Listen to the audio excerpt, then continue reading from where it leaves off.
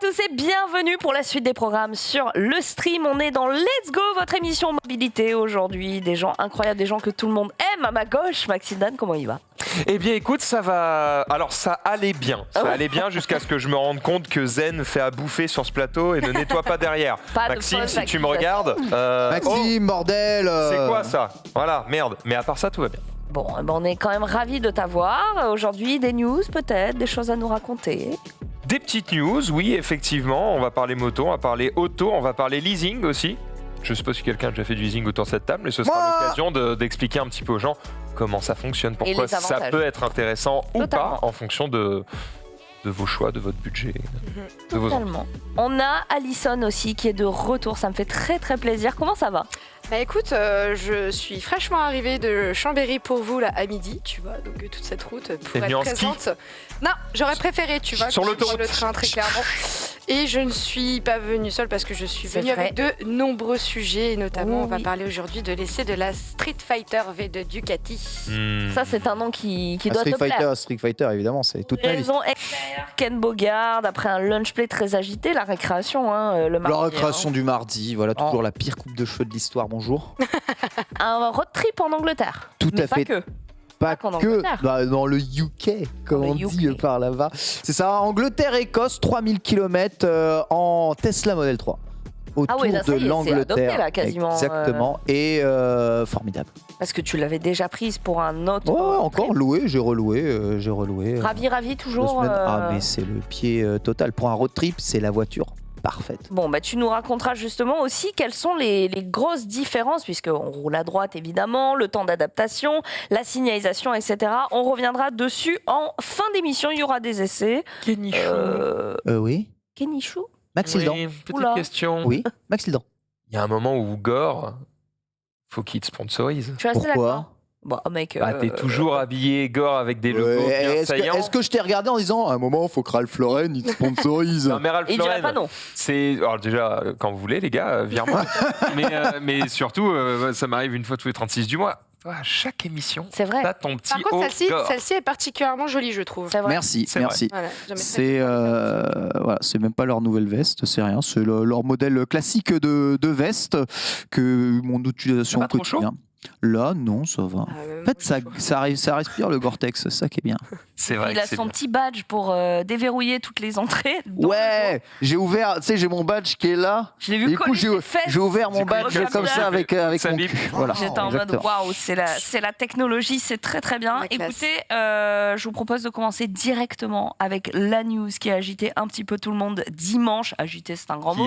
Ça m'a agité, moi. Ça m'a agité aussi, puisqu'Alfa Romeo, les bons derniers à avoir délivré, ou plutôt à avoir, comment dire, révélé leur livret 2022. Je vous laisse découvrir la petite vidéo qui a accompagné l'annonce. Elle durait quelques 40 secondes et c'était sur les réseaux sociaux. Ah ouais.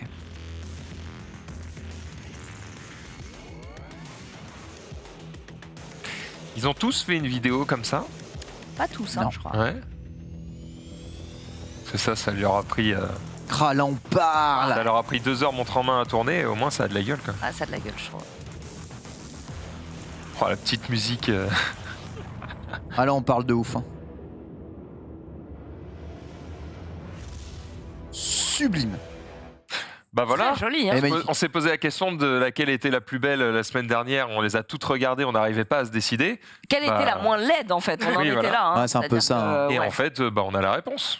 Je trouve que c'est la plus jolie, personnellement. Mais surtout, la plus Forza Italia du plateau, ce qui est un peu paradoxal, étant donné que Ferrari a toujours eu la faveur des tifosi. Là, Alfa Romeo vient en disant, écoutez, on est une drapeau de l'Italie derrière. Qu'on s'apparaît. Normalement, tout ce qui est italien doit avoir un drapeau d'Italie quelque part. Il faut quand même le savoir, surtout en automobile ou en moto. Et je suis sûr qu'il y a un drapeau italien sur la dernière Ducati caché quelque part, quasiment tout le temps. Probablement. Toujours. Donc c'est obligatoire. Et là, ça montre les couleurs. C'est joli, hein, c'est vraiment joli. L'aileron avant vraiment bien prononcé. On va faire avant-dernière, mais c'est cool. Elle a du style, plus de rouge effectivement pour le côté italien. Donc la C42 qui sera pilotée par Bottas et Zhou. Moi j'avais trouvé la livrée camouflée très très jolie. Ça avait été montré à Barcelone pendant les essais. Je t'ai mis des images. Ah ouais, d'accord, ok. Parce que on n'était pas encore dans la révélation. Donc la version camouflée était quand même vraiment très très jolie. Bon, des essais de Barcelone peu concluants parce qu'on avait pu avoir que 175 tours de piste à cause de beaucoup de problèmes techniques, d'erreurs de pilotage contre 400 en moyenne pour les autres écuries, pour vous donner une valeur de comparaison. Voilà, un design un peu à l'ancienne, typographie qui a du charme, moteur Ferrari pour le côté italien. Franchement, je la trouve très très belle. Je sais pas, moi, c'est peut-être ma préférée. Vous, ça a l'air aussi de vous séduire. Ouais, clairement. Je vous ai mis un site, alors c'est en anglais, n'hésitez pas à aller activer la petite traduction, sur Formula One qui vient justement décrire tous les petits détails ergonomiques de ce nouveau design. C'est très très très intéressant. Donc voilà, et je pense qu'ils le font pour toutes les autres écuries, donc n'hésitez pas à vous rapprocher du site officiel Formula One, c'est hyper passionnant. On continue avec forcément la Formule 1 qui est impactée par l'actualité difficile du conflit ukrainien et russe. Du coup, qu'est-ce qui se passe? La communauté internationale a rapidement réagi face à l'invasion russe en Ukraine et ils ont déployé tout un package de sanctions économiques qui ont touché quasiment tous les domaines. Donc du coup, la Formule 1 suit le mouvement et l'équipe Haas, donc équipe américaine dont le sponsor titre et russe, il s'agit de la société russe Uralkali, eh bien ils ont retiré toute trace du sponsor titre sur la monoplace.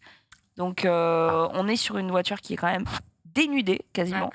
Des discussions qui sont aussi en cours quant à Nikita Mazepin, puisque c'est le fils du dirigeant de Uralkali et qui est russe aussi. Donc voilà le. Ah oui, d'accord, oui, ça va aussi loin que ça, évidemment. Bah oui. Là, le directeur Gunther, j'ai plus son nom de famille, le directeur de. Ouais, exactement. Gunther Schneider, merci. Le directeur de Haas, du coup, a dit que pour l'instant, tout était incertain. Donc, ils allaient bien évidemment suivre les directives.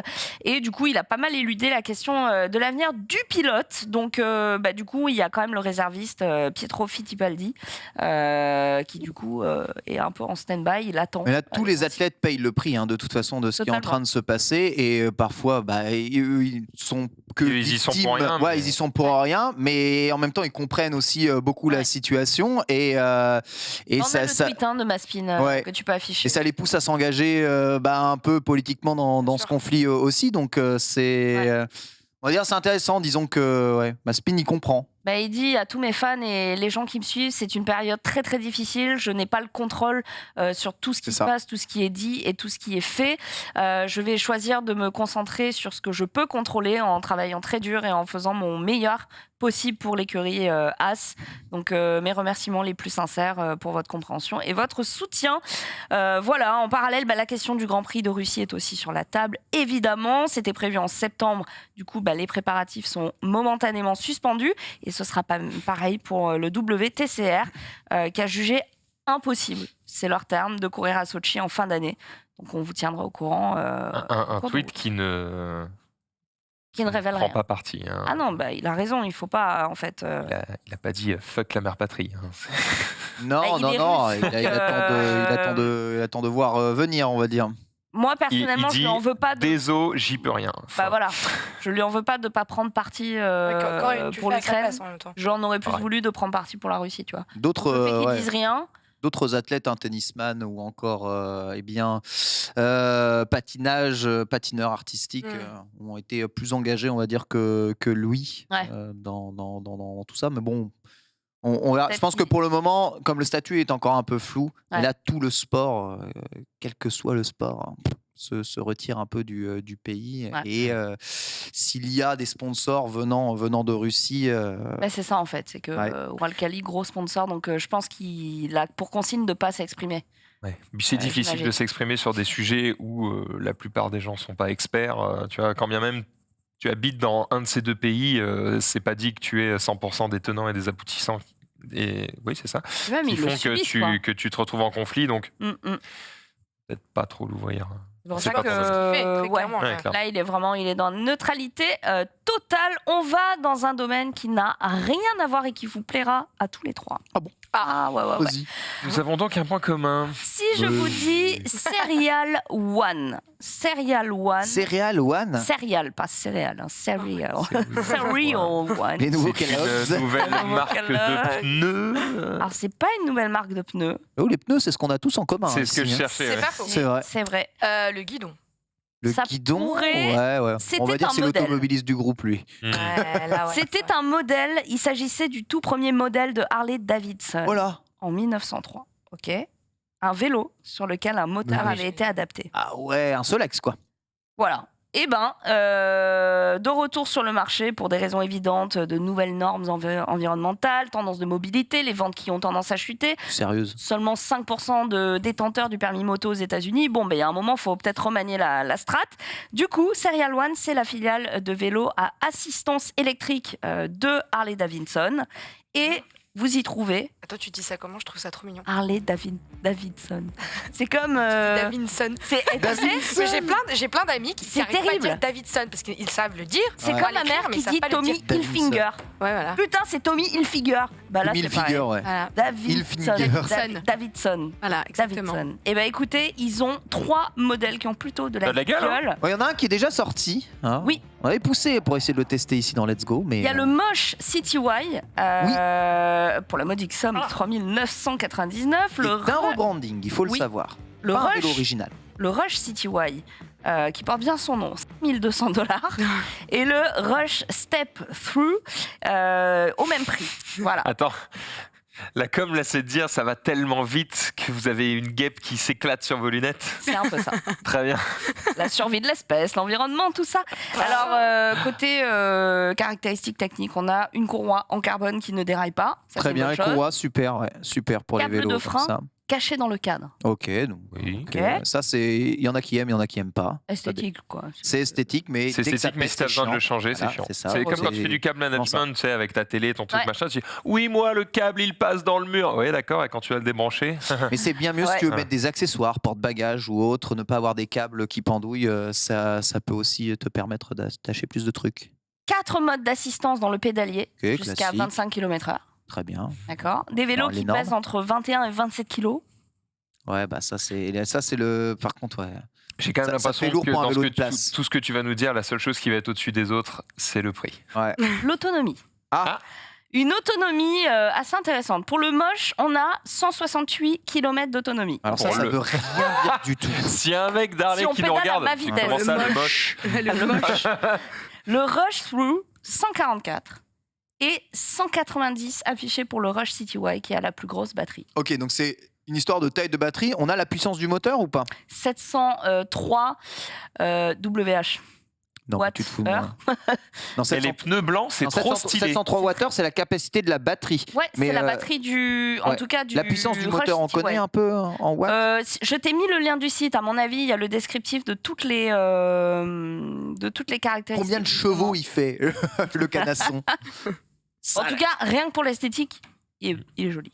Oui, non, ça va. Ça fait un bon vélo de ville. Il me fait beaucoup penser aux moustaches, hein, notamment juste ici. Il y en a à 6300. ok. My bad. Donc, ok, 90 Nm de couple et Ça en peut être un puissance. Il y a marqué la puissance pas? Et il y a la capacité de la batterie, Toutes les batteries sont. mais je vois pas la puissance, puissance Non, tu vois, moteur. c'est pas dit. Oh, ouais, le moteur c'est un Brose S Mag, mais il donne pas sa puissance très exactement, donc Ouais. c'est un peu étrange. Notez qu'il y a des cadres S, ce qui est très très bien. C'est assez Alors, rare en vélo électrique. Pourquoi le Rush City, la batterie est de 706 et celui qui est plus cher, celui de la première colonne, 523.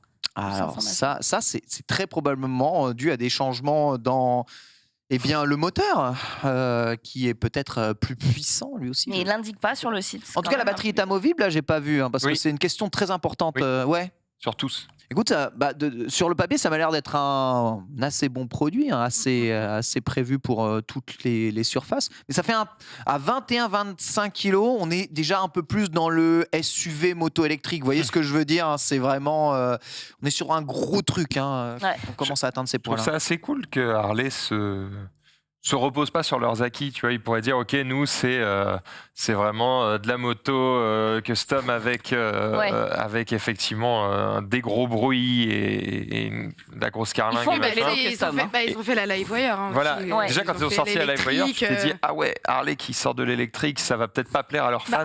Ça a pas plu à tout le monde. Après. Pas là pour plaire à tout le monde. Hein, non, ils sont là pour vendre des trucs. Mais ça les empêche pas d'avancer, je trouve ça cool. Ouais. Bon, c'est pas les premiers à faire ça, hein, parce que rappelez-vous quand je suis revenue du salon de Milan, la trottinette de MV Agusta. C'est ça. Il y avait ça aussi. Qui n'était pas si cher que ça par rapport au prix des motos. Non, pas si cher que ça. Qui est délirant. Ça me choque pas, a priori, si tu sais faire des motos, tu peux bien faire un vélo. Hein, oui. Alors non. Ah, j'attendais qu'ils viennent là, qu'ils viennent dire oh non, ça n'a rien à voir, monsieur. Déjà, non, ça n'a absolument rien à voir. Les châssis ne sont pas du tout les mêmes. Hein. C'est pas parce qu'il y a 2 roues et un moteur, en position des moteurs différentes, ergonomiques. Et d'ailleurs, souvent, les fabricants de motos font de très mauvais vélos. Et ceux qui ont essayé de faire des motos en passant par le vélo, en font des très mauvais. Les seuls qui ont réussi à faire plus ou moins assez bien les deux mondes, c'est Peugeot. Avec leur vélo Peugeot et leur mobilette / scooter Peugeot. Mais non, c'est un vrai métier, ça demande du vrai savoir-faire de faire ça. Et c'est pour ça que c'est pas Harley-Davidson qui fait ça. Ils ont absorbé une filiale pour pouvoir faire ce genre de vélo-là. Il est bien écrit « Powered by Harley-Davidson ». Voilà. Ouais. Bon. Peut-être qu'ils mettent juste le nom et basta, quoi. Mais Serial One, ça fait vraiment référence à ce tout premier vélo. J'ai compris pourquoi le Rush City était un peu plus cher alors que la batterie n'était pas forcément plus ouf. C'est qu'il intègre tout un tas de rangements en plus. Voilà. Ah, ok. C'est des accessoires ensuite après que vous pouvez avoir, porte-bagages, capacité de rangement, etc. Ça. Je sens que le moche semble être le nom semble être le plus accessible. Le plus accessible, le plus profilé. 4000 balles. Par contre, j'ai aucune information sur la puissance moteur. Je vais essayer de trouver ça. Trouver, je pense. Il y a eu pas mal de tests sur 1 an. Et ce serait bien de l'avoir dans Let's Go d'ailleurs, donc on va se rapprocher. Mais complètement. On continue avec une société de mobilité basée dans l'Oregon, États-Unis, qui s'appelle RC Moto. Je ne sais pas si ça vous parle, et qui a dévoilé il n'y a pas très très longtemps un nouveau tricycle électrique. Donc 3 roues à suspension intégrale, ça donne ça. Si on a une petite vidéo ou des photos, la société l'appelle la Mean Lean Machine, la MLM. Ok, donc c'est tricycle avant, c'est ça ? Tricycle avant. Ok. Il y a pas mal de fonctionnalités qui vont peut-être t'intéresser. Donc le MLM, comme il s'appelle, utilise une technologie d'inclinaison qui l'aide à rouler et à tourner comme un vélo à 2 roues ordinaire, tout en offrant la stabilité d'un tricycle. Ok, d'accord, exactement comme un Piaggio. Connaissez-vous la Niken ? En plus, j'étais en train d'y penser. Ah oui. Non, mais là, c'est le MP3 du vélo, quoi. C'est vraiment. Ça manque un peu de bâtard quand même. Hein. On est d'accord. Alors là, oui, j'ai l'impression qu'on est au début, quoi. Le mec est fabriqué dans sa chambre.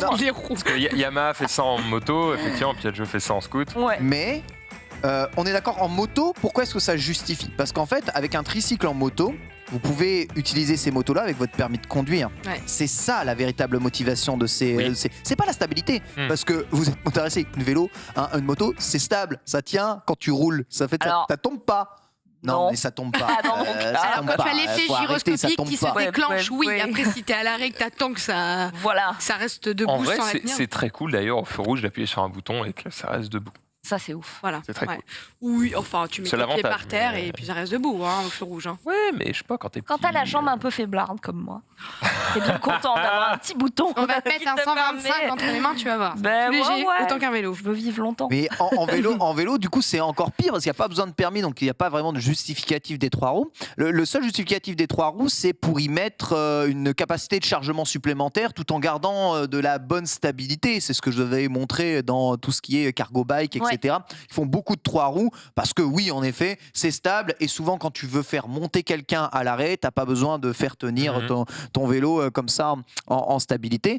Mais si c'est pas pour de la capacité de chargement, un vélo à 3 roues, est-ce que c'est juste une roue de plus qui frotte sur la route, ça sert à rien. Est-ce que c'est pas du confort ? C'est parce qu'il a l'air d'être dans une position un peu plus chill. peut se pencher dans les virages. Je sais que la un vélo, ça peut justification vraiment être confortable. Hein. pour le Niken de Yamaha, je sais pas si tu veux le trouver sur YouTube ou quoi pour que les gens voient à quoi ça ressemble. La justification, c'est vous pouvez vous pencher plus en prenant moins de risques. Il y a des sensations, du coup. Voilà, c'est fait pour prendre de la sensation. Est-ce que là, ça t'en donne? Est-ce que comment tu penches en vélo, mais tu t'es bien. Il y a quand même un moteur de moyeu sur chaque roue. Okay. Voilà. C'est un vélo électrique à traction intégrale avec beaucoup de puissance. D'accord. Il existe des pédales pour le contrôle de la vitesse et il n'y a pas de connexion mécanique entre les pédales et les roues. Voilà. Donc quand vous pédalez, en fait, c'est pas ce qui propulse réellement le vélo vers l'avant. Non, ok, c'est le capteur de puissance qui indique qu'est-ce qu'il faut mettre dans le moteur pour pouvoir pédaler. Oui, donc, oh la vache, attends, c'est Transformers là. Ah, elle est trop stylée. Ouais. Voilà, j'ai roulé une fois dessus pendant que je passais mon permis. Mon prof avait cette moto-là. Oh et juste avant que je termine, il m'a dit tiens, vas-y, va faire un tour avec. Évidemment, j'avais pas le droit, hein, mais quel plaisir. Franchement, alors moi très cool, de gueule, je la trouve absolument horrible, mais ça après c'est propre à chacun. Par contre, toutes les personnes que je connais qui sont motards et pistards, des amis à moi qui sont vraiment pilotes et qu'on voit sur circuit, ils ont testé ça, ils m'ont dit tu serais tellement surpris, c'est tellement agréable à piloter. Et je connais d'ailleurs une pilote féminine qui s'appelle Sonia Barbeau et qui l'avait testé et a priori elle avait vraiment apprécié quoi, elle avait testé sur piste quoi, donc. Non, c'est chouette. Après ça coûte un bras et deux jambes. Hein. Ça coûte cher. Je sais plus les tarifs, mais à mon avis en dessous de 25 000, tu te mets un peu dans l'œil. Vache, ah ouais d'accord. Ouais. Vas-y, tu l'as là. C'est un peu le genre de moto passion, mais je dois bien avouer que. 14 990. Ça va alors.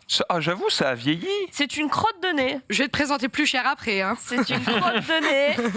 Après, ça existe depuis 4-5 ans. Hein, donc, oui, c'est pas faux. T'as peut-être les prix de départ. Ça a peut-être baissé un peu. Les prix de départ. Alors, ce qui est intéressant, en tout cas dans le MLM, c'est que vous avez un mode stationnaire. Ok, là, comme ça vous parle pas. Ça vous parle pas. Le stationnaire, t'appuies sur un bouton et reste debout. Vous le mettez dans votre salon. Et là, ça devient un peloton. Ah, non, mais tu peux pas faire un peloton avec, si. Ah, attends, non, tu peux le mettre sur le sol et tu pédales sur place. D'accord, ok. Donc, il fait aussi... Exactement. Mais c'est pour ça qu'il n'y a pas de liaison directe entre les roues et la transmission. D'accord, ok. Exactement. En fait, donc ça, c'est tu pédales et ça envoie uniquement des indications de qu'est-ce qu'il faut faire, enfin, qu'est-ce que le moteur doit agir. Alors, ce qui veut dire que la puissance humaine n'est pas additionnée à la puissance motrice. Il n'y a pas de connexion. Il n'y a pas de connexion. En fait, quand tu pédales à la maison en mode stationnaire, c'est littéralement pour air. Pour recharger la batterie. Attends, ça charge la batterie. Oui, d'accord, ok, ça charge la batterie. Donc, ok, ta puissance charge la batterie. Exactement. Du coup, tu fais ton petit sport chez toi, tu charges et hop, et t'es reparti. Donc, une fois alimenté, la société affirme que son vélo est capable de parcourir environ plus de 200 miles par charge. Ouais, non, c'est pas con. C'est quand même... Moi, je trouvais que c'était fun, c'était l'utilitaire à la maison et en même temps la sortie, tout en ayant la stabilité, la sensation. Pas mal. Voilà. Pas trop de détails concernant le prix, visiblement, probablement très cher. On en saura plus très bientôt, voilà. Mais on peut le réserver pour $100. Mais du coup, ça ressemble plus à un scooter électrique. Parce que si la fonction pédalage ne sert uniquement qu'à recharger la batterie, ce qui avance, c'est le moteur électrique. La sensation aussi de... C'est un engin vraiment motorisé. Ouais.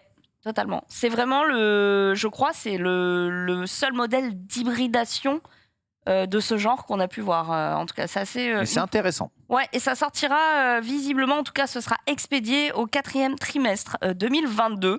Donc voilà, c'est un peu la cigarette électrique pour les fumeurs, quoi. Quand tu pédales, mais en fait, ça sert à rien, mais tu pédales quand même pour la sensation. Ouais, non, mais ça recharge la batterie. Non, ça sert pas à rien. C'est une forme d'hybridation. La puissance que tu mets, une partie permet de charger la batterie qui, elle, est utilisée dans Euro Avant. C'est intéressant de voir l'équilibre de tout ça, surtout si tu peux t'en servir chez toi comme vélo d'appartement en plus.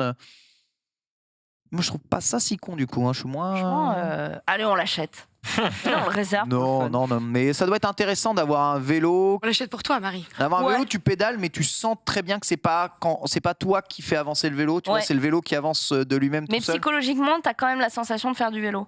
Ouais, c'est ça. Ça doit être très étrange. Donc, à voir comment. On est plus proche de la mobilette à pédale. C'est vraiment. C'est complètement pas un vélo. Hein. C'est pas un vélo. C'est pas un vélo, quoi. Mais ça devient un vélo d'intérieur une fois posé. Enfin, c'est ça qui est intéressant. Oui. Je trouve ça cool. Oui. On vous dira le prix quand ce sera disponible. C'est tout pour moi. Alors, je vais... Effectivement, j'ai dit des grosses conneries sur la Niken, parce qu'en fait, depuis son lancement, elle coûte moins de 20 000 balles. Hein, donc en fait, c'est pas si cher, c'est pas si inaccessible. Ouais. Pour le côté un peu innovation et tout, tu peux quand même faire plaisir. Clairement. Du coup, je donne la parole à qui en premier, sachant qu'on a quand même pas mal de choses aujourd'hui, qu'on a un timing à respecter, qu'on m'a dit à 15h15, il faut que tu montres un casque. Je pense que ce serait pas mal, en attendant le casque, de parler d'un truc qui est d'actualité. Je pense à Inoxtag. Oui. Parce que si on attend, après, ce sera plus intéressant. En plus, tu nous l'as annoncé dans le... C'est vrai. L'odo, visiblement. Alors Inoxtag, vous savez, via défi, il me semble, du Z-Event, doit, avec Domingo, réaliser un Paris-Roubaix à vélo. Ouais. Il vient de recevoir du coup son vélo. Alors je crois qu'ils sont en partenariat avec Decathlon, et Decathlon leur a envoyé le EDR Van Rysel, donc un vélo que je vous avais déjà conseillé, si vous vouliez vous mettre au vélo de route.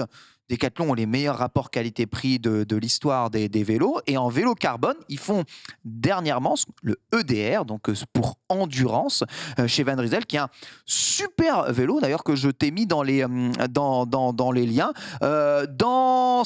Avec une transmission de course classique, c'est un vélo qui coûte 2 000 €, sachant qu'il est totalement en carbone. Donc c'est cher, bien entendu, mais on va dire pour un vélo de cette gabarit, de ces performances, c'est extrêmement abordable. Et encore une fois, on me pose souvent la question, c'est un vélo que j'ai tendance à énormément recommander si vous voulez vous mettre au vélo de route de base.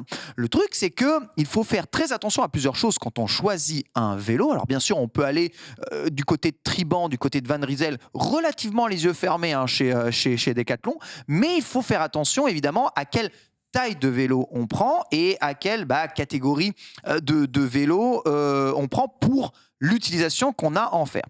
Et Inox a montré donc dans son dernier vlog la réception de son vélo. Il a testé pour la première fois son vélo et il y a quelques petits trucs qui sont alors logiques puisque lui ne fait pas de vélo, donc il découvre un peu la pratique du vélo de route, mais qui sont les erreurs que font souvent des cyclistes débutants quand ils débutent ou quand ils veulent se mettre au vélo. Ils achètent un Triban RC 520 ou s'ils ont un peu plus d'argent, ils achètent un EDR, comme Marie. Oui, Marie. Qui débute sur un Paris-Roubaix 280 km qu'on appelle aussi l'enfer du Nord, pavé, pluie, vent. Alors ça, on va revenir là-dessus un tout petit peu, mais je pense... Un peu d'ambition, enfin, Marie. Ah ouais, là, le Mont Ventoux, c'est une crotte de nez à côté. Je pense sincèrement que faire un Paris-Roubaix, même si tu fais de la muscu, je sais pas quoi, en tout cas, si tu n'as pas une pratique du vélo relativement conséquente et un entraînement assez important, il y a vraiment moyen que ce soit pire que ça, mais vraiment qu'il se fasse mal. Qu'il meure. Voilà, qu'il se fasse vraiment mal. Parce qu'il y a des chutes. Et une douleur qui peut être persistante, fatale, longtemps, non, okay. Des tendinites, des déplacements des joues. J'ai pour vous retracé un peu le tracé d'un Paris-Roubaix en partant de Webedia et en allant justement au Vélodrome de Roubaix. Donc c'est 245 km via, donc j'ai utilisé mon Garmin Connect donc qui donne les meilleurs itinéraires vélo pour y aller. C'est 1000 mètres de grimpe sur l'ensemble du trajet. Pour un cycliste, on va dire assez confirmé, il faudrait... je pense 10 heures pour réaliser ce trajet en solitaire. Voilà. Je mettrais 10 heures de selle à le faire sans m'arrêter. Sans m'arrêter. Là, ils le font en 7 jours. Ils le font en 7 jours ? Non, c'est une suggestion. Mais je ne remets pas en doute évidemment les capacités physiques d'Inox ou de Domingo, mais il me semble très peu probable de réaliser un Paris-Roubaix. En plus là, j'ai fait le light, c'est-à-dire j'ai retiré toutes les portions pavées parce qu'avec les portions pavées, c'est un enfer sur Terre. C'est un enfer du cul, littéralement. De le réaliser en solitaire, en tout cas à deux, en une seule journée. Donc à mon 3 jours. Ouais, à mon avis, déjà, c'est sûr, ils vont y faire à plusieurs jours. Il faut faire 3 étapes. 70 km par jour, c'est bien. D'accord ? Ça va déjà être compliqué, mais c'est bien. Mais en une journée, c'est purement et simplement du suicide. Voilà, ça, c'est juste pour vous rendre compte un peu. Ensuite, le vélo. Pour ce qui est du vélo d'Inox, je suppose que... Mais qu'est-ce qui est prévu ? Parce que toi, tu préconises de le faire en 3 étapes, mais eux, ils ont prévu de le faire en 2, je crois, non ? Je sais pas. J'ai regardé plusieurs fois la vidéo d'annonce. Et en fait, dans la vidéo d'annonce, il y a pas mal de pré-shots en mode on se retrouve sur le tracé du Paris-Roubaix. Ça se trouve, ils le finiront même pas. Il y a pas mal de pré-shots en mode peut-être on fera pas tout, peut-être on en fait une partie, peut-être on fait tout en plusieurs jours. En fait, c'est pas clair. Il y a quelqu'un dans le chat qui a l'air de suivre les lives de Domingo qui dit que justement PA a prévu en 2 parties. En 2 parties, c'est déjà un énorme challenge parce que ça veut dire qu'il faut enchaîner 120 km d'un jour à l'autre. Donc il faut quand même pouvoir bien se reposer. Mais c'est déjà largement plus envisageable qu'en une seule fois. Bien se reposer, nuit à la belle étoile apparemment. Je suis sûr que tu te reposes à mort là. Nuit à la belle étoile. C'est ce qui est mis dans le chat. Je ne sais pas. Parce que c'est une façon poétique de dire dormir dehors en fait. Mais le projet est super. Et franchement, en fait, ce que je veux avertir, c'est que si quelqu'un veut se lancer dans ce genre de projet, pour l'avoir fait moi-même, il faut pas y aller au pif, d'accord ? C'est tout. Je veux juste dire, si vous avez envie de reproduire ça, parce que ça donne envie, peut-être à certains qui regardent Inox, qui regardent Domingo, de faire la même chose. Il y a quand même un minimum de bon sens à avoir. 250 km à vélo seul, c'est pas faisable en une journée sans entraînement. Ça n'est pas possible. Voilà. Donc le voici en train de monter sur son vélo. Là, on est devant Webedia, il me semble, et on va tout de suite constater des petits trucs un peu problématique malheureusement. Alors non pas la présence de Domingo qui est magnifique, regardez-le, PA formidable. Et des enfants qui les attendent toute la journée, qui devaient être bien ravis. Oui, ils sont sublimes, ils sont là. Donc Domingo qui teste le vélo, et là tu vois Domingo il dit putain il est bien, il est pas mal, Bah oui mais regardez Domingo, il fait une tête de plus qu'Inox Tag. Il fait 1m85 et quelques paires. Inox, et littéralement, et là ça se voit tout de suite, la selle est très basse. Sachant que sur un vélo de route, ta selle doit être quand même relativement rehaussée quand tu as un cadre pour toi. Son vélo est trop grand pour lui. Le cadre est trop grand. Je le sais, je le vois directement, le cadre est trop grand. Autre chose, il a des pédales automatiques fournies avec ce vélo. Donc c'est-à-dire que tu as des chaussures qui te clipsent exactement au vélo, pour que tu aies le maximum de stabilité, surtout pour que tu puisses non pas seulement appuyer, mais tirer aussi un tout petit peu sur la pédale afin d'optimiser la puissance que tu mets sur le vélo, afin de ne pas trop perdre de puissance dans ton pédalage. Mais prendre un vélo trop grand est vraiment quelque chose de dangereux sur des longues distances, parce que la position de ton dos va être catastrophique, tu vas avoir très mal. Toutes les secousses vont se ressentir plus que de nécessaire. Et bon, si t'as pas l'habitude de faire du vélo, je te prie de croire que son scrotum va finir en chou-fleur IX. Ce qui me surprend, c'est qu'on parle quand même d'Inox, un des plus gros youtubeurs de France actuellement. On parle de PA, qui est peut-être le numéro 1 sur Twitch France. Qui est sportif aussi, donc ils sont quand même accompagnés par des gens qui sont pas des branques. J'ose imaginer que ça va être réglé d'ici au départ. Écoute, j'ose l'espérer en tout cas. Il y a une prod autour, il y a forcément des mecs qui sont dit. Ce qui n'est pas réglé, c'est que là ils partent bientôt, il me semble. Ouais, c'est en avril. Non, c'est début mars. Paris-Roubaix est en avril, mais je sens que le défi ils le font début mars. D'accord, ok. Il me semble qu'ils le font début mars. Et comme ils partent très tôt, avril, pour s'entraîner. On va dire cette vidéo qui a tourné à quelques jours, donc Inox qui est en train de tester pour la première fois son vélo, donc qui semble content, mais qui dit être surpris un tout petit peu du comportement évidemment du vélo. Regarde, vous voyez sa position là. Il part mercredi. Oui, il part mercredi, c'est ce que je te dis. Il part très tôt. Regardez comment il est bas. Tu dois pas être aussi bas sur un vélo quand tu tiens les cocottes, c'est pas possible. Donc là, son dos, il est vraiment trop aplati. Le cadre. Mais pourtant, tout à l'heure, tu disais que la selle était trop basse. Oui, la selle est trop basse. En effet, ça veut dire que le vélo est trop grand. D'accord. Ouais. Et un vélo, ça n'est pas seulement une hauteur de selle. En fait, à la hauteur de selle, c'est tout le triangle intérieur qui change au niveau de la géométrie. Donc le tube haut est plus long, donc le guidon va être plus loin. Et du coup, quand tu es petit, tu vas devoir aller chercher plus loin, en effet, ton guidon. Je sais, c'est des erreurs que j'ai fait moi-même en tant que cycliste quand j'ai débuté. J'ai acheté un vélo trop grand. Mon premier vélo était trop grand. Et je comprenais pas pourquoi j'avais vraiment trop mal à la fin des séances que je faisais. C'était simple. En fait, le mec m'avait vendu un vélo trop grand et j'ai dû le revendre pour acheter un vélo plus petit. Et même encore aujourd'hui, je suis en taille S, je fais 1m68, tu vois, je suis en taille S. Je devrais même passer en taille XS pour m'offrir plusieurs possibilités de réglage de mon vélo, pour avoir, on va dire, des réglages course ou des réglages plutôt confort plus possible. Là, j'ai qu'un réglage confort possible sur mon vélo actuel. Je peux pas avoir de réglage très agressif parce que sinon je serais trop loin, encore une fois, sur mon vélo au niveau de ma taille. Il y a des gens qui disent que presque 2 tailles trop grand. Oui, c'est sûr et certain. C'est sûr et certain. Mais de toute façon, même les commentaires YouTube l'ont très bien vu. Dit, écoute, je fais du vélo depuis longtemps, je t'assure, ton vélo il est trop grand. C'est dangereux de faire du vélo avec ça. tu vas vraiment te casser, même s'il est jeune, il a une bonne condition physique, tu vois, inox, c'est dangereux. Donc j'espère en tout cas qu'ils changeront son vélo. Pour tout ce qui est ensuite des fonctionnements du vélo, tu l'as fait quand on a testé tout ça, un vélo de course, les vitesses à passer, les pédales automatiques, toi t'as pas testé, mais c'est un vrai apprentissage, un apprentissage que tu dois faire pendant au moins une petite semaine. Oui, parce que t'as les pieds accrochés. T'as les pieds accrochés. Il y a aussi la peur de se dire, si je tombe, je suis encore accroché à mon... Il faut avoir le réflexe de faire clac. Voilà, il faut connaître comment décrocher tes pieds du vélo. Et d'ailleurs, il se casse la figure à la fin de sa vidéo vlog, le petit inox, parce qu'évidemment, c'est la première chose que tu fais. Tu essayes de poser le pied, tu tires le pied, mais ton pied il est accroché. Et comme tu tires pas le pied au bon endroit, enfin de la bonne façon, bah, ton pied sort pas et tu te casses la gueule, quoi, littéralement. Alors c'est pas dangereux, une fois que tu tombes, le système est prévu pour que tes pieds se décrochent du vélo immédiatement. Mais en fait, les pédales automatiques, c'est vraiment plus sécurisant sur des longues distances parce que tu fais pas de mauvais mouvements. Vraiment, tous tes mouvements sont bien pensés. Mais au début, sans maîtrise, c'est vraiment méga dangereux.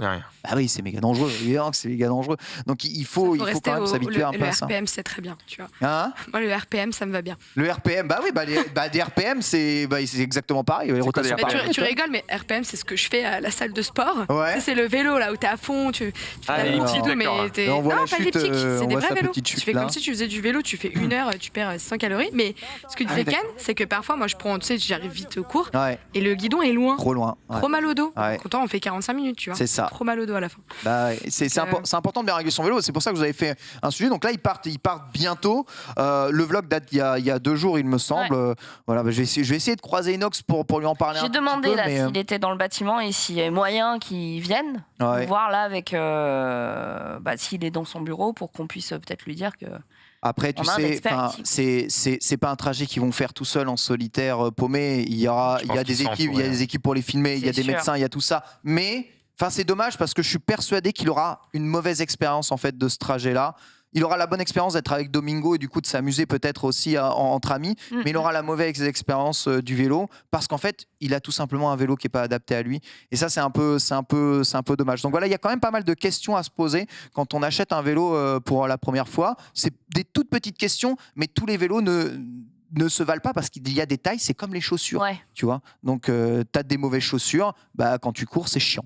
Puis les gens ont l'air plutôt éclairés dans le chat. Black Panther qui dit il va avoir mal aux vertèbres, les vitesses dans cette position, les freins avec les pédales automatiques. Bien sûr. Enfin bon, non, les vertèbres vont vraiment taper au niveau de son cou et de ses omoplates. Il va prendre très cher et il ressentira mal les secousses et surtout là la selle est en plus réglée un peu trop vers l'arrière sachant qu'elle devrait être un peu plus vers l'avant. Il va, pardonnez-moi du terme, mais finir eunuque à la fin de ce trajet. Donc pour sa progéniture future et pour évidemment tout... ce serait dommage d'avoir fait autant de vidéos pour parler de sa meuf et finalement se retrouver eunuque. C'est moche. Écoute, non, évidemment je rigole parmi ça, mais moi j'ai envie que ça se passe bien parce que je trouve que c'est un beau projet qu'ils ont ici et j'aime qu'ils mettent en avant comme ça le vélo. Maintenant, j'ai pas envie que leur expérience du vélo et leur retour soit entre guillemets Maxildan c'est de la merde parce que à la base ils ont pas le bon setup, tu vois. C'est ça qui est trop dommage. Mais que ça en moto ou même en voiture, ton expérience voiture, elle va être déplorable si tu prends ta bagnole et que le siège il a 400 km des pédales non réglables, tu vois. C'est étonnant qu'on les ait pas conseillés parce que c'est quand même des professionnels qui ont envoyé. Surtout si c'est en partenariat avec Decathlon, quoi. Oui, déjà, c'est difficile de trouver des EDR de taille petite en fait parce qu'ils sont vraiment pris d'assaut. Parce que ça, c'est vraiment l'expertise aussi d'aller acheter son vélo dans un centre comme ça, c'est dans le conseil. Et je pense qu'ils ont envoyé des vélos et je pense qu'ils n'ont pas dû très bien se renseigner sur la taille ou alors ils ont dû se dire allez ça va être ok parce que oui techniquement parlant il monte sur le vélo, il touche les pédales, il peut tourner les pédales mais sur des longues distances comme ça c'est plus que ça, il faut vraiment un vélo bien réglé. Bon, départ demain. Si c'est pas changé là, demain ils partent avec ça, quoi. J'espère que ce sera changé. On va passer à toi, Alison, puisqu'il est déjà 15h08. Oh, le timing incroyable. Tu nous as ramené pas mal de choses. Je te laisse commencer. Ouais, alors à quelle heure tu voulais présenter le casque ? On m'a dit 15h15. On a 15h10. Je pense, les gars, qu'on peut y aller. Tu le fais comme tu veux, là. Tout à fait plaisir. Eh bien, il est avec moi. Il est là. Il est beau. Il est très beau. Voilà. Il est magnifique. Tu peux faire modèle si tu veux. C'est vrai? Ah bah oui, bien sûr. Bah écoute. Évidemment, parce que je sais que t'as le micro et tout, moi je l'ai pas, tu vois, donc je peux. Et bah voilà, tu vas être mon modèle, tout à fait. Donc je vous laisse déjà le regarder dans un premier temps et me dire comment vous le trouvez. Il est très joli, moi j'aime beaucoup ça là devant, ça fait un peu motocross. Ah, tu vois, ça change. Ça change des casques. C'est un casque intégral, du coup. Et ça change réellement, je trouve, des casques, parce que c'est pro-conseillé pour tout ce qui est roadster, du coup. C'est un Shark, et du coup, c'est le dernier Spartan RS qu'ils ont lancé et commercialisé il y a pas très longtemps sur le marché. Et notamment, il existe 7 coloris. Donc moi, vous le verrez après pourquoi j'ai choisi ce coloris-là, parce qu'évidemment, je l'ai associé au test de Manuel Moto. Ah bah oui, et là, tout était OK. Au milieu, devant. Voilà. Et donc, ça, j'y viens à la fin du test. Attends, regarde-moi. Continue de parler, Alison. Hein. En fait, j'étais enfermé, pardon. Mais tu sais quoi? C'est drôle parce que je t'ai laissé un peu galérer, parce qu'en fait, moi, c'est la première réflexion que je me suis faite sur ce casque quand je l'ai reçu, c'est qu'il était entre guillemets compliqué à ouvrir. Mais en fait, ce n'est pas qu'il est compliqué à ouvrir, c'est qu'il faut juste savoir comment le faire, et qu'on a tellement l'habitude d'avoir une ouverture sur le côté que c'était plus compliqué. Voilà. Donc voilà. Et pour le coup, en fait, pourquoi c'est important de montrer ce nouveau modèle? Eh bien, tout simplement, c'est le premier de la nouvelle génération qui est sorti par Shark. Pourquoi nouvelle génération? Parce qu'en fait, on a une nouvelle norme qui a été votée en 2020. Je ne sais pas si vous êtes au courant pour les casques moto. En fait, jusqu'à présent, on était sur ce qui s'appelle le E2205. Donc, c'était une norme pour tester les casques moto. Et figure-toi que ça faisait juste 18 ans qu'on était sur cette norme-là. Donc, en fait, ça faisait quand même un bon bout de temps. Donc, c'est une norme, j'imagine, de protection, quoi, la rigidité des... Alors, me fais pas rentrer dans le détail technique de tout ça, parce que déjà, je me suis renseignée sur ça, mais il y a des articles, il y a tellement de choses à savoir sur cette norme. C'est une norme, en tout cas, qui est sur l'homologation de ton casque et le test de ce casque. Voilà. Et en tout cas, on est passé là sur la E2206, donc c'est quelque chose qui a été voté en juin dernier à peu près, et qui doit être obligatoire d'ici 2023. Mais du coup, il y a des marques de casques qui commencent à sortir des modèles pour répondre à cette norme, et notamment Shark avec du coup le Spartan RS. Voilà, c'est celui-ci. Donc c'est un casque intégral. Tiens, est-ce que tu peux faire ça, s'il te plaît? Comme ça, en touchant un peu le... Non, pas sur le haut. Rien de ce que tu dis. C'est une bonne chose, ça. Voilà, exactement. Ça, c'est une bonne chose. Qu'est-ce que je peux faire? Fais comme ça pour faire descendre ta visière soleil. Ah non, sérieux? Comme ça, là? Là, t'as un petit... Là, ici, je l'ai, là. Voilà, exactement. Est-ce que vous avez vu ça? C'est trop cool! Mais oui, vas-y, refais en arrière. C'est bien moche, hein, quand même. Voilà, on te voit plus. Exactement. Marrant qu'il l'ait mis au-dessus, souvent c'est plutôt à côté. Ouais, mais justement, comme ça, là, tac. Ça descend, sauf que je trouve ça clairement beaucoup plus pratique, parce que jusqu'à présent, parfois, pour descendre ton pare-soleil, c'était assez... ça demandait vraiment trouver où c'était, ou avec les... notamment quand t'as les gants. Puis encore une fois, si t'as en plus les gants chauffants, c'est encore plus compliqué. Et là, je trouve ça assez... Par contre, c'est insupportable. C'est vraiment un troll, putain. Un génius sort de ce corps, quoi. Donc vous avez aussi la possibilité d'avoir 6 teintes d'écran différentes, ce qui est assez pratique. Et c'est fourni avec le Pinlock 120 Max Vision, qui est juste en fait tout simplement le Pinlock le plus performant sur le marché pour l'anti-buée. Voilà. Donc ça c'est mandatory, hein. Le Pinlock, si vous savez pas ce que c'est une petite pièce de plastique que tu vas mettre à l'intérieur de ta visière et que tu vas coincer. Il y a des petits pignons qui, vous voyez. Vas-y, bouge pas, Ken. Vas-y. Voilà. Vous voyez les petits trucs en plastique transparent qui sont sur les côtés, c'est ce qui permet de fixer le Pinlock. Et en gros, c'est une petite pièce de plastique qui permet en fait à de la... On retire comme ça les couches après. Alors, pas forcément. Alors, là, tu parles d'autres pinlocks. Toi, tu parles des pinlocks qu'on a aussi sur les casques de circuit. Tu parles de la F1, là, où ils enlèvent pas que F1, de MotoGP aussi. Oui, effectivement, sur circuit, que ce soit automobile ou moto, ou peut-être certainement aussi karting, je ne sais pas, je pense. Tu as les pinlocks que tu peux jeter quand tu as trop de moustiques, en effet, de mouches, d'insectes, choses comme ça. C'est très confortable. Ah, voilà. Et il est super léger. Enfin, j'ai pas mis un casque moto depuis très longtemps. Hein. Faut quand même il y a sûrement beaucoup plus léger, mais je le trouve léger. En tout cas, alors, parce que c'est pas du coup c'est pas un Racing Carbon, donc en effet, mais ça reste un casque qui est très léger. Celui-ci, il est plutôt conseillé roadster et effectivement route. Cependant, je pense que je vais faire un test avec sur circuit parce que donc reste tourné, si vous regardez bien là, toute cette position-là du casque, avec notamment le rouge qui rebique un peu, on est quand même sur une position aérodynamique, c'est-à-dire que là, très clairement, quand vous êtes la tête dans le guidon, on a bien le vent qui passe au-dessus et on n'est pas gêné. Et on est sur un casque, clairement. Oui, Marie. Pour la fermeture, tu avais parlé la dernière fois, la double D, d'accord. Tout à fait. Et ben on peut le voir. On a une nouvelle fois une fermeture par double D. Donc pour ceux qui n'ont pas suivi la dernière émission où je présentais le double D, c'est un système de fermeture, comme son nom l'indique, ça fait 2 petits dés en fer et qui est beaucoup plus sécuritaire et obligatoire sur circuit, évidemment. Double D, c'est quand tu sais pas le faire, c'est un peu chiant. Faut passer là, faut passer dedans et après hop tu clipses. Il est où le clips? Là. Ouais. Donc tu fais passer comme ça. Vas-y, passe dans les deux.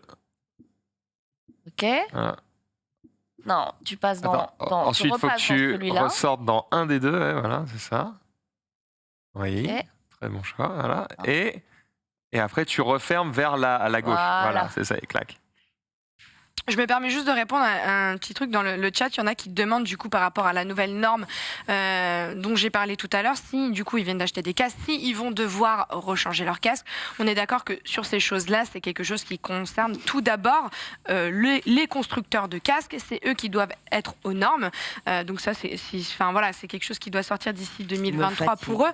Dans l'idée, votre casque, il doit juste être norme CE et comme tout casque, vous devez le changer régulièrement tous les 3 ans ou tous les 5 ans, tu dois changer de casque. C'est quelque chose comme ça. J'avoue, aucune idée. Donc, il me semble que c'est tous les 3 ans que tu dois changer de casque. Le chat, c'est terrible parce que du coup, on t'incite à le revendre. Et qui achète un casque t'es pas censé le revendre. T'es censé tu restes séparer. Avec des casques. T'es censé le jeter. Voilà, en fait. Alors éventuellement, ce que font les gens en général, tu le gardes de côté pour que si à un moment t'as un passager, un truc. Voilà. Très clairement. Mais non, ne vous inquiétez pas, ceux qui viennent d'acheter un casque, vous avez encore tout le temps d'utilisation de votre casque. Magnifique, Ken, tu n'aurais pas pu faire meilleur. Elle en peut plus, Alison. Elle a envie de te péter la gueule. Très, très, très beau, hein. Franchement. Il est cool. Donc effectivement, tu nous entends pas? Si, je vous entends. Okay. Parfait. Mais c'est très évidemment étouffé. Étouffé, oui. Le but, c'est ça, c'est que tu nous entendes pour entendre ce qui se passe autour sur la route, mais quand même, si on peut éviter le bruit assourdissant du vent, c'est cool. C'est ça. Et au niveau des aérations aussi, parce que vous voyez qu'il y a quand même pas mal d'ouvertures. On est sur des aérations internes, mais aussi sur la régularisation de l'air chaud à l'intérieur pour le faire ressortir. Parce qu'effectivement, vous parlez de cette impression d'étouffer, et c'est généralement le cas quand on est dans son casque, et notamment qu'on fait des balades assez longues, qui fait chaud et qu'on transpire. Donc on a 3 entrées d'air et 4 extracteurs d'air dans ce casque. Voilà. Donc franchement, il était super bien conçu. Moi, j'en suis très contente. Bon, après, je suis un peu piqué shark. Moi, c'est des casques qui me vont parfaitement sur ma tête. Parce qu'encore une fois, tout est une question de marque. Voilà, tout est une fonction de marque, mais aussi de votre tête à vous, parce qu'on me demande souvent qu'est-ce que tu en penses de Shark ou d'autres marques. Mais après, encore une fois, testez vos casques, s'il vous plaît, parce que c'est le plus important. Mais en tout cas, voilà, pour ceux qui sont, le passer, Ken, le casque. Les Shark, il est très bien. Il y a 7 coloris différents. T'entends pas? C'est un troll. Tu peux passer le casque, s'il te plaît? Le casque. C'est vraiment un en fait, il est en train de faire une sieste sous le casque. Parce que là... Non, mais le casque est très, très, très stylé. Oui, Max, oui, bien sûr. Et donc, au niveau du prix, ça varie selon les sites, mais on est... Attends, j'essaie de deviner. Ah, bah toi, tu viens de voir. J'ai pas vu. Je dirais 350. Ah, moi, j'aurais pas passé la barre des 299. Il y a... dessous, t'as une petite languette là qui te ferme complètement et qui t'isole un peu, tu vois la petite languette là? Quoi ça? Non, tu parles de ça. Ça oui, ici là. La bavette. Ça, tu vois, tu peux l'adapter. Tu peux l'enlever. C'est comme au niveau du nose. De la même façon, celle qui est au niveau de la bouche aussi, non? Celle qui est à ce niveau-là. C'est celle qui vient aussi au niveau du nez. Je sais pas si ce sera pas un peu petit pour toi, hein, Max. Non, je comptais pas le mettre. Je regarde les emplacements pour les écouteurs. Où est-ce que tu mets le kit Bluetooth? Est-ce que c'est... Tu vois, est-ce que je vais galérer à mettre une GoPro devant? Voilà, moi, c'est le genre de questions que je me pose, évidemment. Est-ce que c'est compliqué d'enlever la visière? Tu vois, même si on le fait pas très souvent... S'il faut commencer à sortir un kit de vis, c'est un petit peu relou. Alors que tu vois, si c'est juste un petit... Et j'ai l'impression que là, effectivement, c'est un système assez simple où tu vas clipser le truc et l'enlever. Je vais pas le faire parce que ça va être relou, mais non. Non, le fais pas, mais... Ici, là. Et ouais, tu peux le... Voilà. C'est ça. Un petit truc à déclipser et hop, après, t'enlèves la visière facilement. C'est vachement bien, tu vois, d'avoir ces systèmes-là qui sont plutôt simples. C'est aussi le genre de choses qui font que le casque coûte un peu plus cher. Alors, on nous disait dans le Eratum, dans le chat, c'est 5 ans ou accident. Ouais, j'avais dit 3 ou 5 ans, j'étais plus sûre. Pour le temps bah voilà. 5 ans, très bien. Et merci beaucoup pour cette réponse. Et donc, du coup, au niveau du tarif, donc tu as dit 350, il me semble. J'ai tenté, ouais. Et je suis un peu optimiste. Je suis plus vers 450, moi, je dirais. Ok, t'es très haut. Ah, d'accord, cool. On est on est vraiment...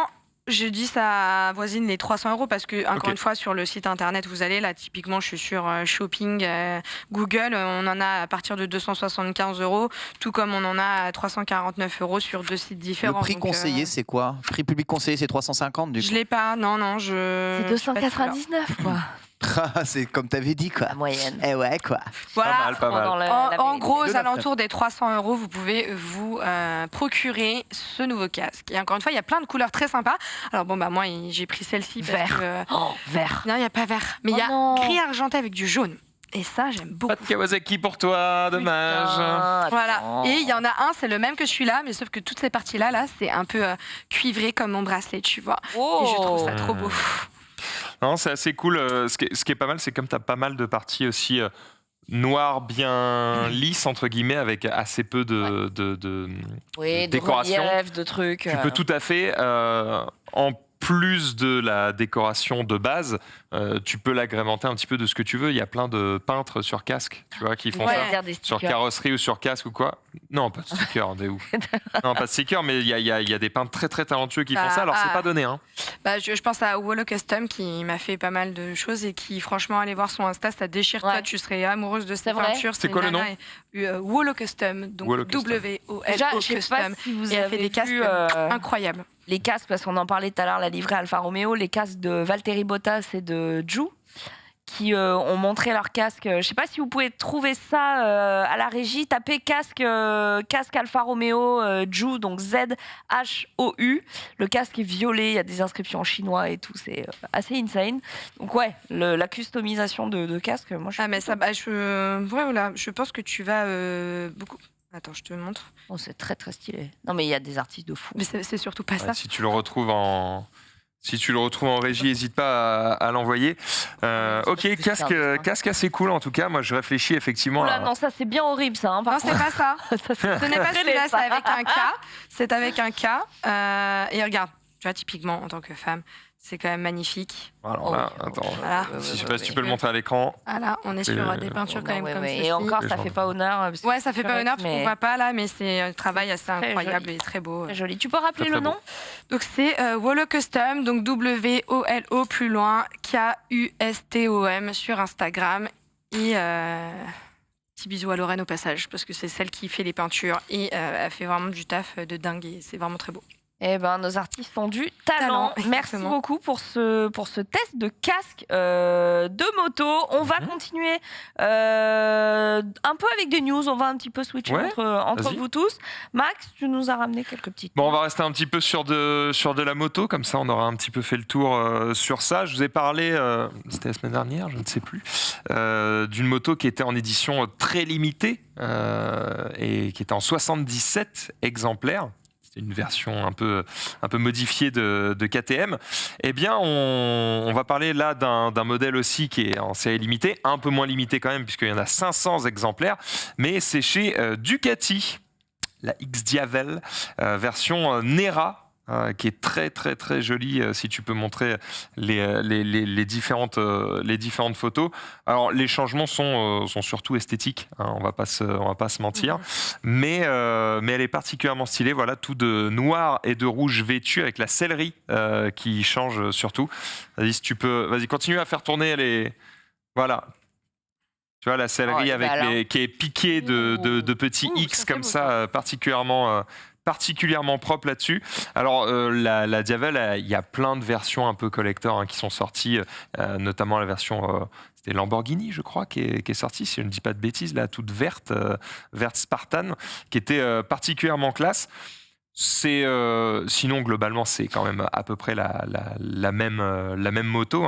Ce qui va changer surtout, c'est que tu vas pouvoir la personnaliser, cette moto, puisque la sellerie est disponible en 5 coloris. D'accord, donc en rouge, en bleu, en cemento, j'avoue ne pas savoir ce que je pense que c'est gris. India et Selva, elle est gravée au laser avec ces petites lettres X qui font un petit peu la diff. Voilà. Et sinon, globalement, si on parle chiffres, là, si vous voulez ce modèle un petit peu particulier, eh bien, il va falloir débourser 30 000 balles, 29 490 € exactement. Donc c'est pas donné, mais c'est combien? C'est la version Dark, elle est à 20 500, la version S à 25 300. Voilà, à vous de voir si vous êtes prêt à lâcher 10 000 balles de plus pour avoir une édition un peu plus luxueuse. Alors, moi non, mais je la trouve quand même exceptionnellement belle. Elle est très belle, quoi. Elle est très sexy. Tester la Diavel. T'as une vidéo en bas, si tu veux, on la voit mieux. Tu as une vidéo en bas de l'article et on la voit sous toutes les coutures. Excuse-moi, je t'ai coupé la parole, vas-y. Oh non, je disais juste que j'avais testé la X-Diavel S, moi, à l'époque, quand elle était sortie aussi. Et elle t'a fait envie? Non, c'est pas ce que j'ai préféré en test. Moi, tu vois, j'ai trouvé ça trop lourd, mais... Alors ça, c'est la X-Diavel, mais c'est pas la Nera, on est d'accord. En régie, dis-moi. Je n'aurais pas...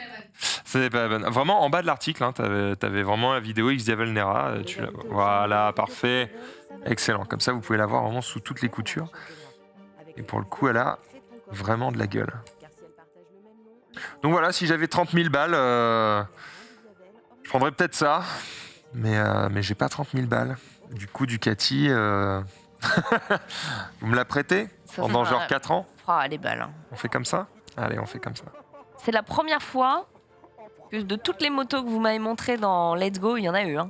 C'est la première fois qu'il y en a une qui me donne véritablement envie de passer le permis et de... Ah ouais? Faites gaffe en régie, vous avez 2 onglets ouverts, on entend du son derrière. Elle est insane. Elle est incroyable. Non? Bah tu vois, moi c'est pas du tout ce qui me fait kiffer, quoi. Ah ouais. C'est vraiment un... dépasse là. Mais c'est un parti pris, mais il y en a beaucoup qui aiment la Diavel. Tous les goûts sont... Et pourtant je l'ai testé, donc, parce que je teste des motos qui me donnent pas forcément envie en design, et Dieu sait que je suis tombée sur des motos que je trouvais très moches et j'ai dit mais je voulais pas la rendre, quoi. Voilà. Bon après celle-là je ne la trouve pas moche du tout, c'est une très jolie moto, mais c'est pas voilà. Non, c'est pas mon truc. Écoute, moi j'ai quelque chose à compenser, du coup cette grosse roue arrière me fait envie. Là, on remercie toutes les filles qui diront dans le chat qu'elles ont cette moto. Ouais. Moi, j'ai rien à compenser, mais j'ai envie de dépenser pour l'avoir du coup. Et ben, merci pour cette petite news. Je crois qu'il y en a encore de dispo surtout. Là où celle de la semaine dernière, tout est déjà out of stock. Ouais. Malgré le prix, tu vois, les 77 exemplaires étaient partis très très vite. C'était la Brabus. Cette fois-ci, je crois qu'il en reste, donc dépêchez-vous. Très bien. On va aller du côté de Ken, qui nous a trouvé un vélo de route technologique et safe.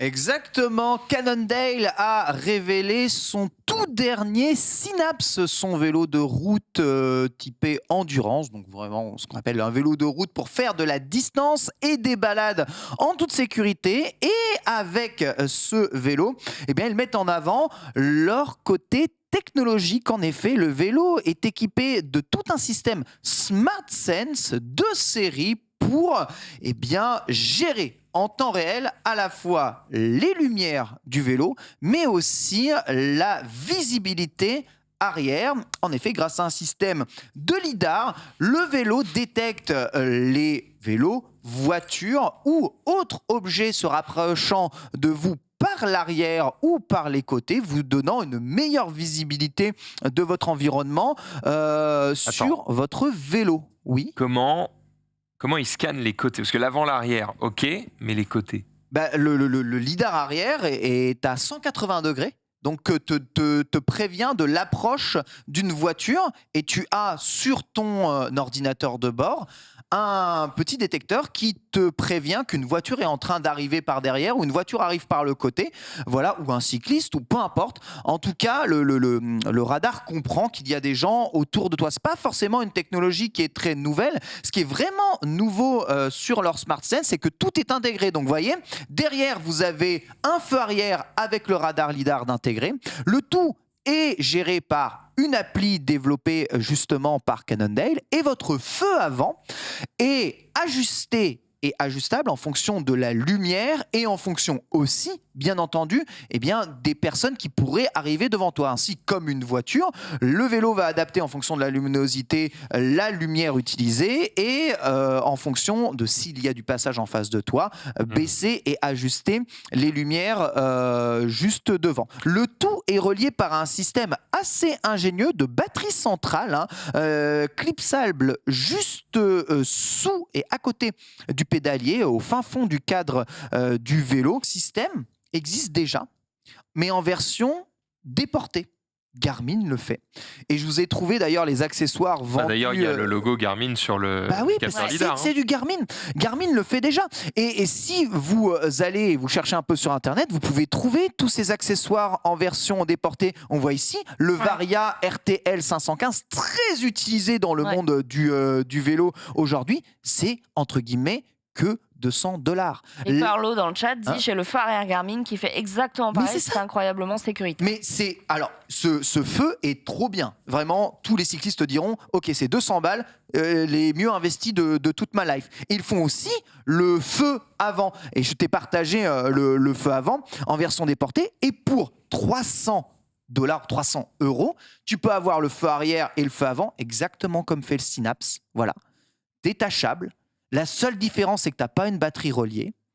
Et si tu ne prends pas ce système-là, tu fais chuter le prix d'un vélo équivalent de 1 000 €. Donc pour 300 € d'investissement, des accessoires vendus séparément, tu fais chuter, tu as le même résultat pour 1 000 € moins cher. Et ce n'est pas relié à ta batterie, donc tu vas devoir tout recharger indépendamment. Mais c'est 700 € de gagné. J'entends, je dis juste, c'est relou. 700 €. Franchement, je trouve que Cannondale a fait un vélo rigole pas, je sais que c'est de mon avis. Ils ont fait un vélo extraordinaire, mais pour moi, je suis désolé, c'est un scam. C'est un scam. On ne peut pas vendre 700 € supplémentaires, une intégration à son vélo. Ça n'a pas de sens. Déjà que les vélos coûtent la peau des fesses. Si en plus on te demande 700 € en plus pour avoir un système intégré, et je vais même aller plus loin. Lorsqu'on fait de la longue distance, on a souvent tendance à utiliser du packaging, du bikepacking, donc des sacoches de selle, des sacoches avant, mais avec des systèmes comme ça déjà préintégrés et pas retirables. Tes sacoches de selle, tu te les fous dans le cul, mon gars. Tu peux pas les mettre. C'est pas possible. Puisque sous l'arrière de la selle, tu as un truc qui est limite pas détachable, intégré à la selle, qui est là et qui pourrit ta sacoche de selle. Et à l'avant, tu as le truc le plus difficile du monde à retirer, puisqu'il faut retirer toute la câblerie, le machin, le truc, pour mettre une sacoche avant. Après, est-ce que c'est l'utilisation de ce vélo, tu vois, oui, c'est un vélo d'endurance, c'est un vélo pour de la longue distance. D'accord. Donc c'est un vélo qui, pour moi, est compatible, exactement, au moins avec une sacoche de selle, quoi. Où est-ce que tu mets, dans un vélo comme ça, juste ton nécessaire de réparation? Tu la mets sur le cadre avant, le cadre. C'est vraiment évidemment des marques très très populaires. En plus, c'est des marques assez cool. Donc ils vendent cher. Ils vendent trop cher. T'as montré les trucs Garmin que je trouve quand même cher à l'unité. Ouais, après ça reste un feu arrière adaptatif, automatique, avec lidar intégré. Voilà. Donc, je vais dire, un feu à 199 balles pour de la sécurité, les gars, ça devrait être il fait un peu plus que ça. Moins cher, quoi. Oui, c'est déjà cher. C'est déjà cher, je trouve. Donc, est-ce qu'il y a des marques alternatives, effectivement, comme disait Alison? Bah oui, moi je suis j'utilise des feux Lezyne français d'ailleurs, Lezyne, qui font de très bons feux arrière, de feux avant. D'ailleurs, quasiment tous mes feux sont chez eux. Vous pouvez adapter la puissance du feu avant en allant jusqu'à 1500 lumens, donc un truc qui arrache bien, tu vois. Un piège à ours. Avec des ça vraiment vraiment, ça bombarde. Vraiment, devant, c'est le jour. T'as un cambrioleur, tu sors ton phare, quoi. C'est le jour. Mais quand tu roules la nuit, c'est vraiment super bien. Et en feu arrière, vous avez des LED adaptatives avec plusieurs types de signaux en fonction de ce que vous préférez, des signaux plus clignotants pour économiser la batterie. C'est ce que j'utilise. Ils sont excellents. Ils s'adaptent surtout. Voilà, cette marque-là qui est très bonne. Voilà, moi j'ai le strip que vous voyez justement ici en feu arrière. Ils sont très très bons et ça fait chinois quand même. Hein. Bah c'est français. Donc je sais pas si ça fait chinois ou pas. C'est pas c'est pas ultra beau. Mais diablement efficace. Ça t'en fout, c'est sécuritaire. Ouais, c'est efficace et surtout c'est de la bonne qualité, vraiment. En termes de feu, vous êtes vraiment très très bien. Mais un feu de vélo, un feu avant de 1000 lumens, c'est 70 balles. Hein. C'est forcément cher parce que c'est de la lumière, que c'est puissant. Donc oui, ça coûte un peu cher. Les pompes Lésine sont très très bien. Et moi, oui, c'est ce avec quoi je roule, donc c'est plus ou moins ce que je conseille.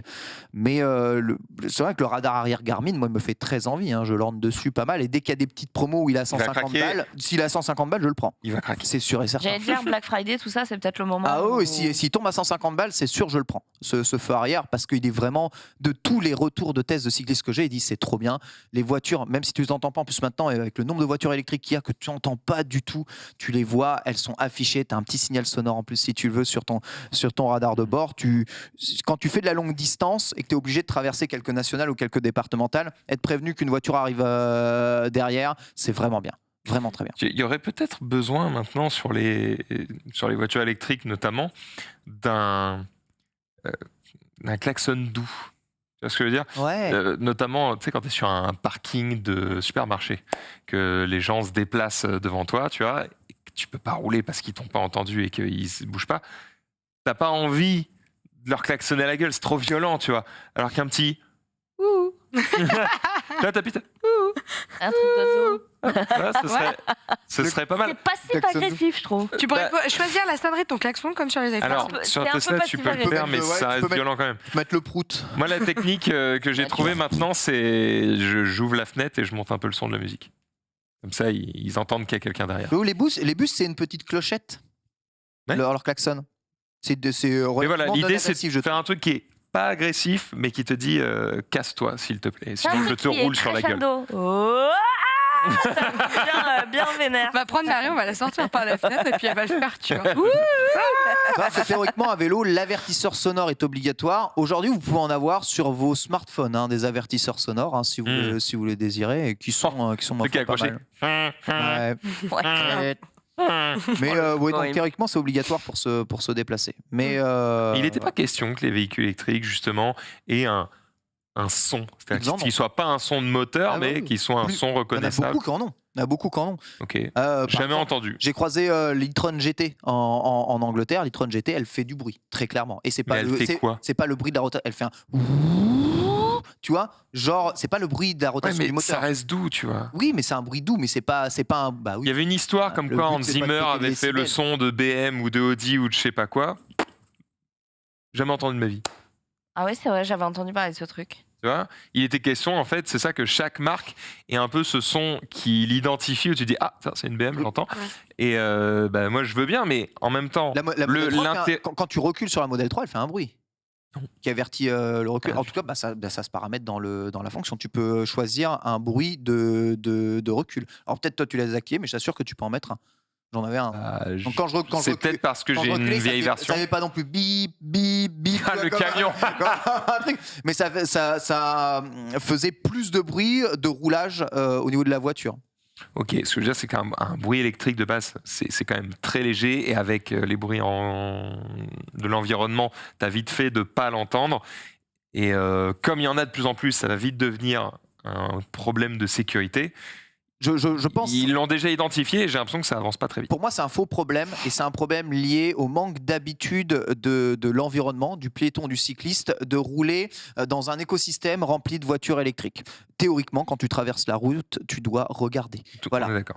Beaucoup de personnes sont en mode blind run cross the road parce qu'ils se repèrent à l'oreille, comme des aveugles. Non. tu dois regarder.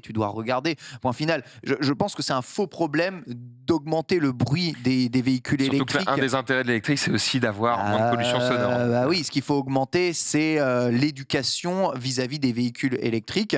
Et encore une fois, c'est à l'automobiliste de faire attention parce que c'est lui le top tiers sur la route comparé aux piétons, aux cyclistes. Donc c'est à l'automobiliste d'envisager le fait qu'on ne l'entende pas.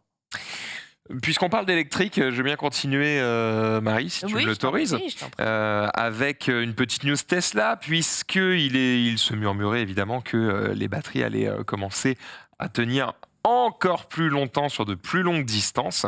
Eh bien, il y a un petit pirate, à savoir Green the Only, que vous pouvez retrouver sur Twitter, eh bien, qui a été fouillé un petit peu dans les mises à jour, les dernières mises à jour du véhicule, et il s'est aperçu qu'il y a une nouvelle référence qui est apparue dans le code, avec une Tesla Model 3 100 kWh.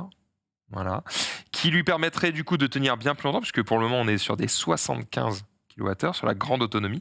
Et en fait, en passant sur une 100, on aurait du coup une Model 3 qui soi-disant s'appellerait Extra Long Range et qui tiendrait 830 km.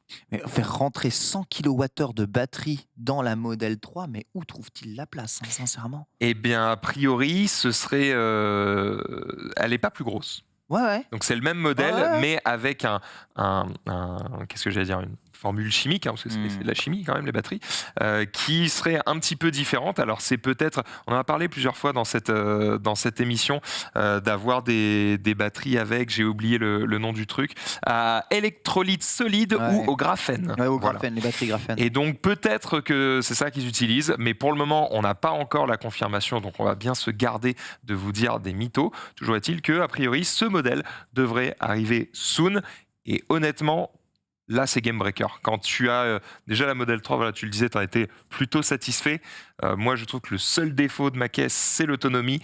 Le jour où elle aura vraiment 830 km d'autonomie. Plus, toi ? Ouais, j'ai là vraiment le modèle clochard, j'appelle, entre guillemets. Il y en a qui aiment bien le clochard. Calme-toi, donc. Parce que c'est le moins cher. Mais effectivement, le jour où tu as ces 830 km, ça devient vraiment la bagnole parfaite, même si, évidemment, sur les 830 km affichés, en roulage mixte entre un peu d'autoroute, un peu de périph', un peu de ville, machin. En vrai, t'en feras sans doute que 700, mais déjà 700, même 650 réels, c'est ouf. Déjà, t'as plus aucun souci de chargeur n'importe où en Europe.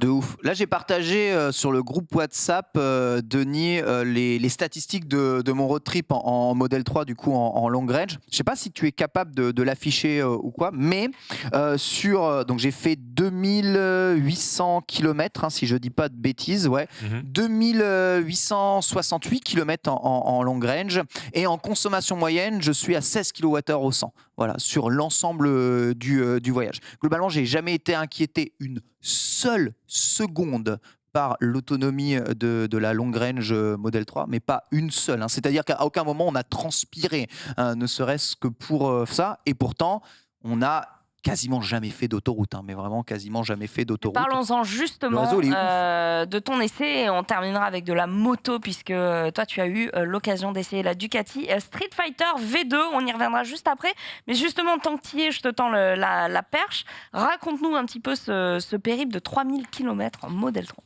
Bah écoute, on a pris le ferry dimanche matin dernier à Dieppe pour nous rendre en Angleterre, et franchement on a préparé ce voyage mais dans le pure rapidité, le plus total.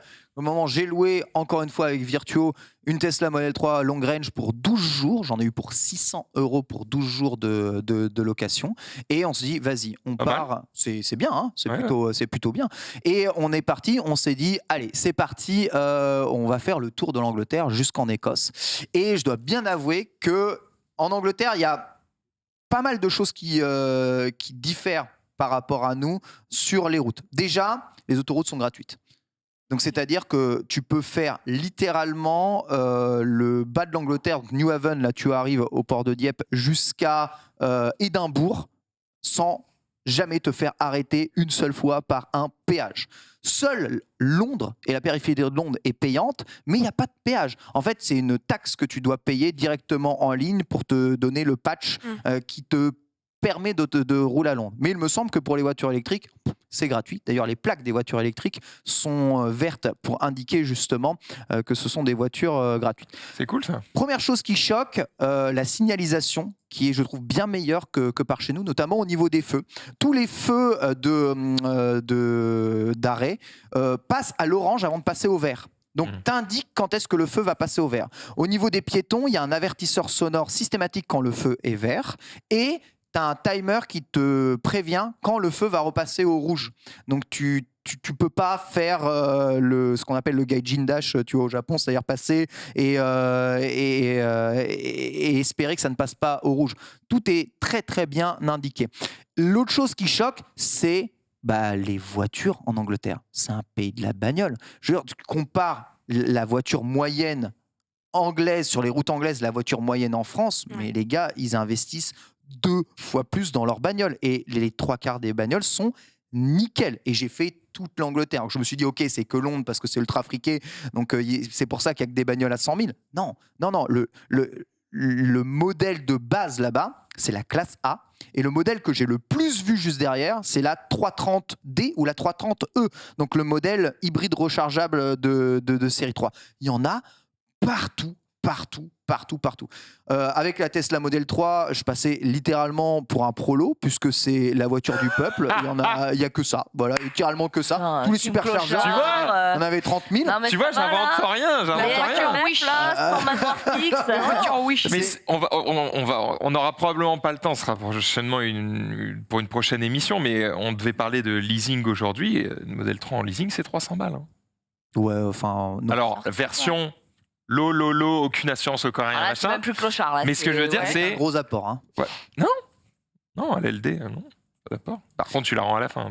Mais vraiment, la va dire taille moyenne ou le prix moyen d'une voiture en Angleterre est bien plus élevé que chez nous. Et globalement, l'état moyen des voitures anglaises est juste ouf. Quand tu te balades à Londres, il n'y a pas un moment, quand tu es fan de voiture, où tu n'as pas envie de prendre une photo d'une caisse qui déchire, tu vois. Ils ont tous des F-Type, des 911, des Cayman, des voitures électriques ultra chéroses. La Taycan, je sais pas, j'ai l'impression que c'est notre Clio là-bas. Après, Londres, c'est vraiment très, très, très, très riche. Ouais, mais ailleurs aussi, les grosses berlines font vraiment foi. Et globalement, j'ai l'impression qu'en Angleterre, on choisit jamais la petite motorisation. On va prendre la plus grosse motorisation. Mais ça veut dire que peut-être qu'ils donnent plus d'importance à leur image en société par rapport à la voiture. Ouais, ou au plaisir de conduire, je pense. Hein, vraiment, je pense que c'est plus ça. Tu as plus de plaisir à conduire une 330 qu'à conduire ta 316. Après, c'est aussi... j'ai l'impression que tu cites beaucoup de modèles allemands. Ouais. Le modèle allemand le moins cher est déjà de bonne qualité, tu vois ce que je veux dire? Oui, c'est vrai, mais tu vois, je pensais qu'ils auraient pu se limiter à un modèle allemand d'entrée de gamme, tu vois, comme j'avais fait moi quand j'ai acheté une BMW. Mais non, ils prennent plutôt du haut de gamme. Après, le spec doit être très très biaisé parce que franchement, pour rouler en périphérie de Londres ou en périphérie des villes en Angleterre, il faut forcément être méga riche. Il n'y a pas de place de stationnement qui dure moins de 3 heures, ou alors c'est des places de stationnement uniquement si tu habites là. Et croyez-moi, dans quasiment tout Londres, pour habiter, si tu n'es pas loin dans la campagne, ça coûte vraiment la peau des fesses. Transport en commun aussi, petit point sur les transports en commun. Bon, on est au Moyen-Âge ici, comparé à eux. Bon, déjà, les bus double étage, c'est en termes d'optimisation. Ken, tu vas pas râler sur la France pendant 20 minutes, là, c'est le Moyen-Âge. En Angleterre, quelle que soit la ville dans laquelle je me suis déplacé, je prends mon téléphone, je fais ça proche de la borne ou proche ou en entrant dans le bus, le téléphone fait bip comme si c'était une carte sans avoir acheté de carte, sans avoir acheté de truc, sans mettre de carte, sans rentrer de compte, sans t'inscrire dans quoi que ce soit. Non. Ok. Ah, tu le payes en mode carte bleue là? Oui. Tu payes en mode carte bleue et c'est en mode, c'est même pas le sans contact, c'est le super fast paiement. C'est-à-dire que tu n'as même pas besoin de faire Face ID ni rien du tout. Attends, j'ai pas compris parce que tu bipes direct. On a ça en France, nous. Oui, mais il faut rentrer tu peux prendre le métro. Faut mettre ta carte. Ah, tu parles de... En gros, tu mets ton compte Navigo dans ton téléphone et bip. Ah oui. Mais sans rien. En fait, En France, tu peux pas payer avec ta carte bleue sur le portique. Tu peux pas. Tu peux payer avec ta carte bleue, mais il faut que tu ailles à la borne et ça te donne soit un ticket, soit à ton avis. Là, je rentre n'importe quel métro, tu rentres, tu as ton téléphone, tu fais ça au portique, tu rentres. Tu fais ça direct. Tu n'achètes pas de ticket, tu fais jamais de queue. Sur le bus, c'est exactement pareil, tu fais jamais de queue ni rien du tout. Globalement, les bus, le réseau de. Tu peux payer dans le bus comme ça. Ouais, tu payes dans le bus comme ça. Donc moins de risques tu rentres dans le bus, faire braquer à la borne. Tu rentres dans le bus, je fais ça fait bip, je m'assois. Attends, ce que tu dis sur le super fast paiement où il n'y a pas besoin de slug, machin. Attends, ça veut dire que je vole le téléphone de n'importe qui, bip, bip, bip, bip. Ça oui. Et d'ailleurs, il te le précise, Apple, quand tu dis, te fais faire attention, en cas de vol de téléphone, on peut payer les transports en commun avec. Mais c'est le seul truc que tu peux payer. Oui, parce que c'est 2 €, donc tant pis. Voilà, exactement, c'est ça. Okay. Mais oui, en effet, complètement. Après, tu n'es pas obligé, tu peux toujours faire la vérification Face ID si tu veux. Mais tout ça pour dire que tout est très fluide et globalement, il n'y a jamais de queue nulle part. Tu vois, il n'y a jamais d'attroupement nulle part. Et il y a des agents à tous les portiques quasiment des grandes métros de Londres. Donc ça, alors, il y a quelqu'un dans le chat qui nous dit qu'à Rennes, il y a le même système. Ouais, bah franchement, c'est cool. À Paris, je déplore qu'on n'ait pas ce genre de choses-là. Ça, c'est au Japon, ça. Ça, c'est au Japon. Mais au Japon, c'est ta Suica Card que tu rentres à l'intérieur de ton wallet et c'est ta Suica qui paye. Là, il n'y a pas besoin d'inscription. J'ai pas donné mon mail, j'ai pas donné rien, ni mot de passe. J'ai besoin de m'inscrire nulle part. Et quel que soit l'endroit en Angleterre, j'ai pu me déplacer en tant que touriste. C'est-à-dire que ma carte n'est même pas anglaise partout. Parce qu'un touriste qui arrive au Japon qui fait sa Suica, bon, il y a quand même un petit peu de technique. Il y a un peu de temps. Il y a un peu de temps. Voilà. Après, tu rentres ta Suica, t'es bien. Je te donne quand même les arguments du coup du chat parce que moi, j'avoue, je connais surtout Paris, donc je saurais pas parler, mais apparemment à Lyon c'est en cours de développement, à Rennes c'est déjà le cas. Et aussi ils ont raison, ils mettent aussi ça sur le dos du fait que en Angleterre, les transports sont bien plus chers que chez nous. Les transports sont en effet bien plus chers que chez nous, mais ça c'est un fait. Donc voilà, si tu payes pas, t'as pas. Bien sûr, les transports sont bien plus chers que chez nous, mais on va dire qu'ils ont des transports qui sont entre le public et le privé, c'est-à-dire qu'ils ont plusieurs lignes de transport, là où chez nous,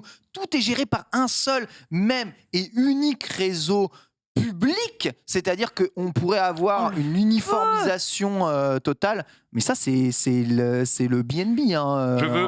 Donc j'ai pas juste mon petit ticket que je perds 9 fois sur 10, non, que je dois absolument redonner. Là, tu montres ton Apple Watch, tu fais ça, tu rentres, regarde, voilà.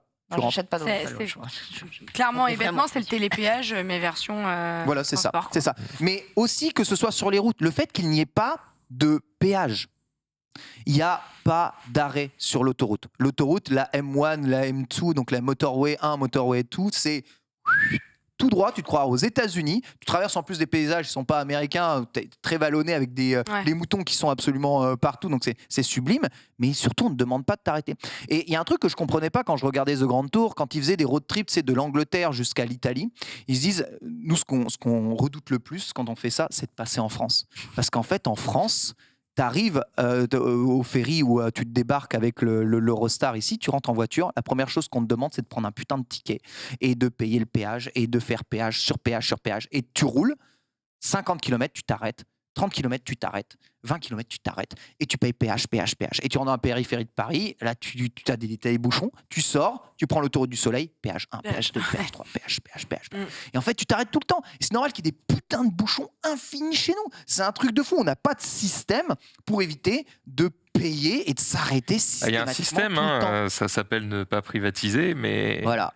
Mais les autoroutes sont pas plus publiques que ça, tu vois. En Angleterre, c'est pas public. En Angleterre, tu vois. Donc, tu juste. Il doit y avoir une explication. C'est mieux fait, juste, c'est ça. Il doit y avoir une explication. Mais oui. Le pays est plus petit aussi. Bah, pas tant que ça, non. L'Angleterre. C'est grand, hein. C'est grand quand même, hein. Après, ça prend en compte l'Irlande aussi, mais. Parce que tu vois, c'est aussi. J'essaye de défendre un peu la France. Excusez-moi, mais. On n'a pas le même réseau, on n'a pas peut-être le même nombre d'habitants. Quand tu vas en Italie, c'est pareil, tu te fais pas arrêter. Quand tu vas en Belgique, c'est pareil. Quand tu vas en Hollande, c'est pareil. Je crois qu'en Allemagne, il y a quelques portions qui sont payantes, un peu chiantes, mais c'est ok. Il y a qu'en France, on t'arrête. Franchement, tu le fais, le trajet en plus en Normandie, quasiment tout le temps. Combien de fois tu t'arrêtes pour aller en Normandie ? Ouais, mais une fois que tu as le télépéage, tu t'en fous. Oui, mais le télépéage te fait ralentir. Oui, okay, c'est trop chiant. Autre chose, sincèrement, pour eux, c'est très facile, comme ils ont des caméras absolument partout, juste à l'entrée de l'autoroute, de prendre ta plaque et de voir littéralement où tu t'arrêtes et où tu sors. Donc en fait, ils savent très bien où sont toutes les voitures sur les autoroutes. Et d'ailleurs, les radars sont partout. L'Angleterre, c'est 2 fois moins de superficie que la France. D'accord. Bon, ils ont moins de routes, c'est sûr. Ouais. Mais tout de même. Les routes sont, cela dit, vraiment très, très de bonne qualité de manière générale en Angleterre. C'est vraiment un plaisir de faire un road trip là-bas. C'est très vallonné, cela dit. Et en fait, rouler est très fluide. Autre chose, au niveau, moi j'ai fait en électrique, au niveau des superchargeurs Tesla, c'est le jour et la nuit comparé à chez nous. Tu sais, chez nous, tu es toujours obligé de sortir de l'autoroute, d'aller dans la zone industrielle à Pétaouchnok pour aller sur ton superchargeur. Là, c'est les stations d'autoroute et un superchargeur, point final. Dans toutes les stations d'autoroute, tu as un superchargeur. Comme en Suisse. Hein. C'est ça. On met la vignette. Ouais, de temps en temps, quand je vais à Genève, c'est pareil. Tu as la vignette et au moins après, tu es tranquille. Hein. C'est ouais, c'est ça. Tu payes une vignette et ensuite après voilà, tu peux prendre les autoroutes comme tu veux. Mais il n'y a pas beaucoup de radars aussi en Angleterre. Il y a énormément de radars. Ah bon ? Et c'est même pire que ça. Non seulement il y a énormément de radars, mais en plus les caméras sont des radars. Et il y a des caméras partout. Frère, et j'ai fait des je vais pas te dire la vitesse, mais il a toujours son permis. Et j'ai jamais perdu un point en Angleterre et crois-moi que. Oh, t'étais à Pétaouchnok aussi. Non, je faisais un Ashford Londres ou Ashford Dover là pour prendre la. C'est Dover hein, l'Eurotunnel. Ouais. Je traçais mes grands morts. Ah ouais ? Et puis j'étais pas le seul hein. Parce que s'il y avait eu que moi, je me serais inquiété, tu vois. Mais vraiment, bizarre, tu vois. Les mecs se mettaient sur la voie de droite et j'ai fait beaucoup d'autoroutes et des gens qui ne respectaient pas les limitations de vitesse, j'en ai vu très peu. Et globalement, tu vois, t'as vraiment 3 lignes sur les autoroutes. Il y avait un Français qui ne respectait pas, c'était il y a 10 ans et c'était mal. Je te jure, t'as 3 lignes. La ligne donc de gauche, parce qu'on roule à gauche, c'est globalement si tu veux pas être à la limitation de vitesse. La ligne du centre, c'est la limitation de vitesse. Donc c'est 70 miles, donc c'est 113 km/h hein, sur l'autoroute, je dirais 117. Et la ligne de droite, c'est voilà, tu fais ce que tu veux. On est d'accord. Voilà, c'est à tes risques et périls, on va dire. Je peux te dire qu'à droite, en dessous de 150, tu gênes les gens. Quand t'es si t'es sur la ligne du milieu, à la limitation de vitesse. Jamais tu te fais klaxonner, jamais tu te fais faire un appel de phare, jamais tu te fais emmerder, tu vois. Ici, essaye juste d'être à la limitation de vitesse sur la voie de centre en France et regarde juste un peu ce qui se passe 10 minutes. C'est l'expérience qui parle, parce que toi, t'es à 110. Moi, je suis à 110, ouais. Je suis à 110. Mais de toute façon, c'est 110 en Angleterre. Ouais. C'est 110. Et d'ailleurs, c'est très étrange parce que c'est 110, mais c'est limité à 60 miles, il me semble, sur les nationales, donc à 2 voies. 60 miles, c'est 97 km/h. Et je te prie de croire qu'il y a beaucoup de portions limitées à 97 km/h. Rouler à 97 km/h, c'est prendre le risque de t'envoler en voiture. Hein. Donc leur spectre de limitation de vitesse est vraiment très différent du nôtre. Autant nous, on peut rouler à 130, mais on est limité à 80 dans des zones un peu chiantes. C'est tu fini vois. Ça, non ? Non, c'est pas fini du tout. Hein. Il y a beaucoup de zones qui sont encore limitées à 80 chez nous. Et autant chez eux, c'est limité à 100 km/h, tu vois, sur les nationales. Mais l'autoroute, faut pas rouler trop vite. Voilà, on voit ici un peu la limitation. Eh bien moi je viens de reperdre un point, sachez-le. Oh non. Bah attends, mais il t'en restait genre 2. Il n'y en avait pas beaucoup déjà, non ? Il m'en reste 2, je suis large. Là, j'ai fait un stage. 2, j'ai pas le choix. Attends, mais quand on en avait perdu mais je les ai pas récupérés, je les ai pas encore récupérés. Vu que régulièrement, je perds. En fait, en gros, je perds un point tous les 4 à 6 mois. T'en avais perdu 3 d'un coup, je crois. 2 ou 3 quand on était avec toi. À 4. Feu rouge, c'est 4. Hein. Je crois pas pourtant, mais. En plus, on voulait. Parce qu'à chaque fois, moi, c'est des excès. C'est genre 10 km/h, tu vois. Contexte, on voulait dénoncer quelqu'un qui avait grillé 3 feux rouges devant nous, il fallait le poursuivre. Bon, on a grillé un feu. Non, en fait, moi, je m'inquiétais de voir si c'était pas quelqu'un qui était en train de faire un malaise ou un truc comme ça. Parce que je te jure, il zigzaguait à genre 15 km/h en plein milieu de la ville. Et il grille 3 feux rouges devant nous. On se dit, attends, c'est chelou.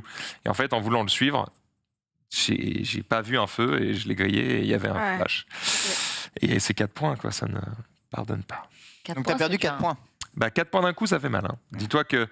Et tu te dis, c'est que 4 sur 12. Ouais, mais tu vois, si là j'en avais 6 au lieu de 2, je verrais la diff, crois-moi. Après, je dois bien t'avouer que, bon, déjà, dans l'optique d'un road trip, c'est pas rouler le plus vite possible qui nous intéressait réellement. Mais je commence à rouler de moins en moins vite, tu vois. Et en fait, je trouve que la Model 3, notamment grâce au pilote autonome, pousse à rouler moins vite. Mais grave. De ouf. Et c'est... Déjà, tu consommes moins, hein. Est-ce que ici vous avez vraiment l'occasion de rouler vite? Bah, tu sais, il y a beaucoup de personnes sur qui le roulent périph', très vite. crois-moi que je suis jamais à 70. Non, mais je parle vraiment, c'est une question sincère au niveau des bouchons et tout, tu vois. Oui. Bah, en fait, les bouchons, il y en a à 3h le matin, 3h le soir. Après, justement, t'as peut-être plus, comme tu peux moins souvent rouler vite, et quand tu peux un peu appuyer sur le champignon, peut-être que du coup, t'as envie d'y aller. Mais 100% de mes amendes, c'est quand j'étais pas en autopilote, hein, c'est clair. Ouais. C'est ça. Et c'est confortable. Et ouais, pour un road trip, c'est aussi une façon de se libérer l'esprit, d'apprécier beaucoup plus le paysage. C'est pour ça que je trouve que ça a été vraiment une voiture vraiment idéale pour faire ce road trip. Et sachez donc la dernière charge, je l'ai fait à Heathrow, donc, qui est l'aéroport de Londres. Et je suis arrivé à Levallois-Perret avec 180 km restants d'autonomie. C'est-à-dire que j'ai fait Heathrow-Paris-Levallois sur une seule charge avec la long range, et c'est pas une seule charge, il me restait 180 km à la fin. Donc vraiment, tu disais l'autonomie un peu plus, ça serait cool. Mais attends, t'avais la long range, hein? Ouais, je parle de la long range. Ouais. La long range, c'est déjà ultra satisfaisant. Ouais. Parce que quoi qu'il arrive, t'es obligé de t'arrêter pisser. Moi, j'ai envie de pisser tout le temps quand je fais des voyages. Et quand tu t'arrêtes pisser sur une station d'autoroute, t'as un superchargeur, tu branches, tu vas pisser, tu reviens 10 minutes après, t'as 200 km déjà de recharger sur ta bagnole. Ouf, hein. C'est trop bien. C'est trop bien. En fait, on n'a quasiment jamais perdu de temps grâce aux recharges. Et voilà donc le réseau de recharge Tesla. Ça a rien quand même, hein. C'est incroyable. Par rapport à nous, c'est beaucoup plus concentré. Et tu vois qu'un peu au Pays de Galles, c'est la zermie. Mais attends, mais au nord de l'Europe, là, c'est incroyable. Pourquoi est-ce qu'aux Pays-Bas ils ont tous ça? Aux Pays-Bas, tous les 30 mètres, un superchargeur. Alors, il y a une raison aussi, c'est que l'électricité chez eux, on en a parlé déjà dans cette émission, coûte plutôt moins cher, donc il n'y a pas de souci sur ça. Les gens ont plutôt envie de changer et de passer en électrique. Et aussi, la plupart des voitures électriques vivent bien le froid. Ah ouais. C'est pas forcément le cas des thermiques. Par contre, Pays de Galles... Ouais, Pays de Galles, c'est un peu le désert. Après, je vous rassure, c'est par rapport au superchargeur Tesla, mais tu peux recharger sur n'importe quel type de superchargeur. Oui, il y avait beaucoup de bornes de charge normales, mais des superchargeurs, il y en a zéro. Par contre, pour ce qui est de la recharge, les gars, c'est déjà plus... Quand on disait que l'électrique, c'était pas cher, que ça faisait faire des économies, moi, à mon avis, ça sera bientôt plus du tout le cas. Là, la recharge complète de la Model 3, c'est 35 pounds sur un superchargeur Tesla. C'est 40 €. Donné quand même, pour charger les 77 kWh. Ça commence à devenir cher. Alors évidemment, si je devais recharger un réservoir d'essence pour le même prix, ça m'aurait coûté très probablement, 90 pounds. Bien sûr. Mais c'est plus aussi cheap qu'avant. Question du chat, ils ont raison. Ils se fournissent avec quoi, les Anglais? Parce que les Allemands, c'est du charbon, chez nous, c'est du nucléaire. Et en Angleterre, énormément d'éoliens et d'hydraulique chez eux en Angleterre. En tout cas, les éoliennes sont partout. Il y a des champs d'éoliennes absolument partout. Du coup, pas mal. Et c'est une puissance nucléaire, donc je pense qu'elles ont des centrales aussi. C'est où ça, à mon avis? L'Angleterre. Okay. Ouais. Ma mère, elle réagit super mal à ça. Il y a des gens qui sont pas bien. Ma mère, on va pas voir l'éolienne dans le paysage, et qu'elle va savoir qu'il y en a au virage, quoi. Elle le ressent, et il y a plein de gens apparemment que ça met super mal, ça. Les éoliennes, ça les met mal. Genre elle le sent comme tu sens une télé qui s'allume. Ah, mais elle a déjà fait des malaises, quoi. Elle a déjà fait des malaises. Ça réagit très mal à ça. Merde, non. Je sais pas, non. Je réagis à la coriandre, moi. Moi, ça me fait du bien quand j'en vois qui tourne. En plus, il y avait un vent. Et donc, je termine sur ce point-là. Donc, tempête, quand on est parti, vous avez vraiment subi la tempête aussi là en France. Les vents qui ont atteint plus de 150 km/h. On a failli crever sur le ferry. Mais une voiture électrique, ça réagit comme un vélo.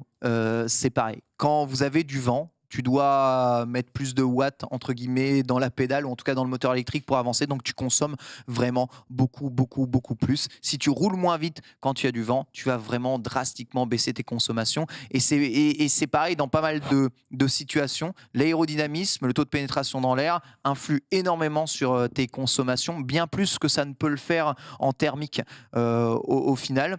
Et ouais, c'est un peu C'est un peu la même philosophie que de voyager en vrai un vélo, sauf que c'est la voiture qui pédale pour toi, quoi. Mais je retrouve un peu les mêmes, la même gestion de la puissance et la même gestion de l'énergie. Que ce soit en vélo ou en voiture électrique. Et je trouve ça assez cool. C'est vraiment une autre façon de conduire. Très bien. Je vois quelqu'un dans le chat qui dit oui, en France, c'est pas si nucléaire que ça. On n'est plus qu'à 20% de nucléaire en France.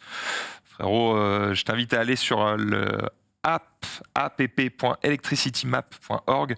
Tu vois la consommation électrique de tous les pays d'Europe et l'export-import d'énergie et sur quelle source d'énergie on est. Crois-moi que le nucléaire, on est à bien plus que 20%. Hein. Voilà, 70, nous dit-on. 70, oui. Voilà. Très bien, très bien. Merci beaucoup, Ken, pour ce rapport. L'Écosse, c'est magnifique. Oui, ça. Et jouer à Forza Horizon 4, c'est copier-coller ce que vous allez voir. Hein. Ne voyagez pas, jouez à Forza. Ne voyagez pas, restez chez vous. Les mecs de Playground, ils ont fait un taf de ouf, en vrai. Je m'en rendais pas compte avant d'y aller. C'est sublime. Très bien, merci beaucoup. On va passer du côté d'Alison qui a pu tester, non pas sur Forza, mais bien sur route, la Ducati Street Fighter. Non, sur route ou sur piste? Alors, sur route, V2. pour le coup. Très bien. Voilà, testé sur route. Donc, il s'agit effectivement de la Ducati Street Fighter V2, la nouvelle 2022, que j'ai eu le plaisir d'avoir par la concession Sud Concession, qui m'a laissé tout son étalage et qui m'a dit: tu veux laquelle? Tout le cas. Voilà. La chance. Et je tiens à signaler, parce qu'on en parlait en début d'émission, et je me gardais cette petite info pour le moment où je présenterai mon modèle. Les Vans que j'ai au tout début sont des Vans Gore-Tex. Allez.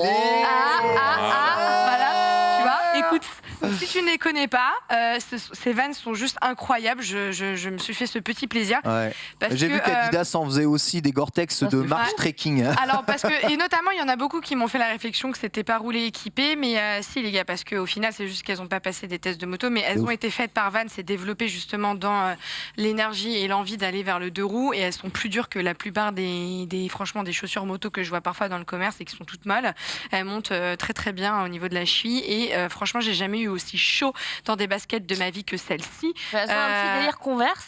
Étonnamment. Ouais, son plateforme, un petit peu plateforme, puis ça n'empêche pas de mettre le surchaussure dessus pour pas abîmer les baskets. Et franchement, on sent bien le sélecteur avec. Et en fait, j'ai toujours des pompes qui sont très bien, mais là, comme je montais dans l'école de montagne, très sincèrement, à chaque fois, j'avais quand même froid au bout du pied. Et la dernière fois, on a parlé des chaussettes chauffantes que je n'ai pas encore achetées parce que 229 balles.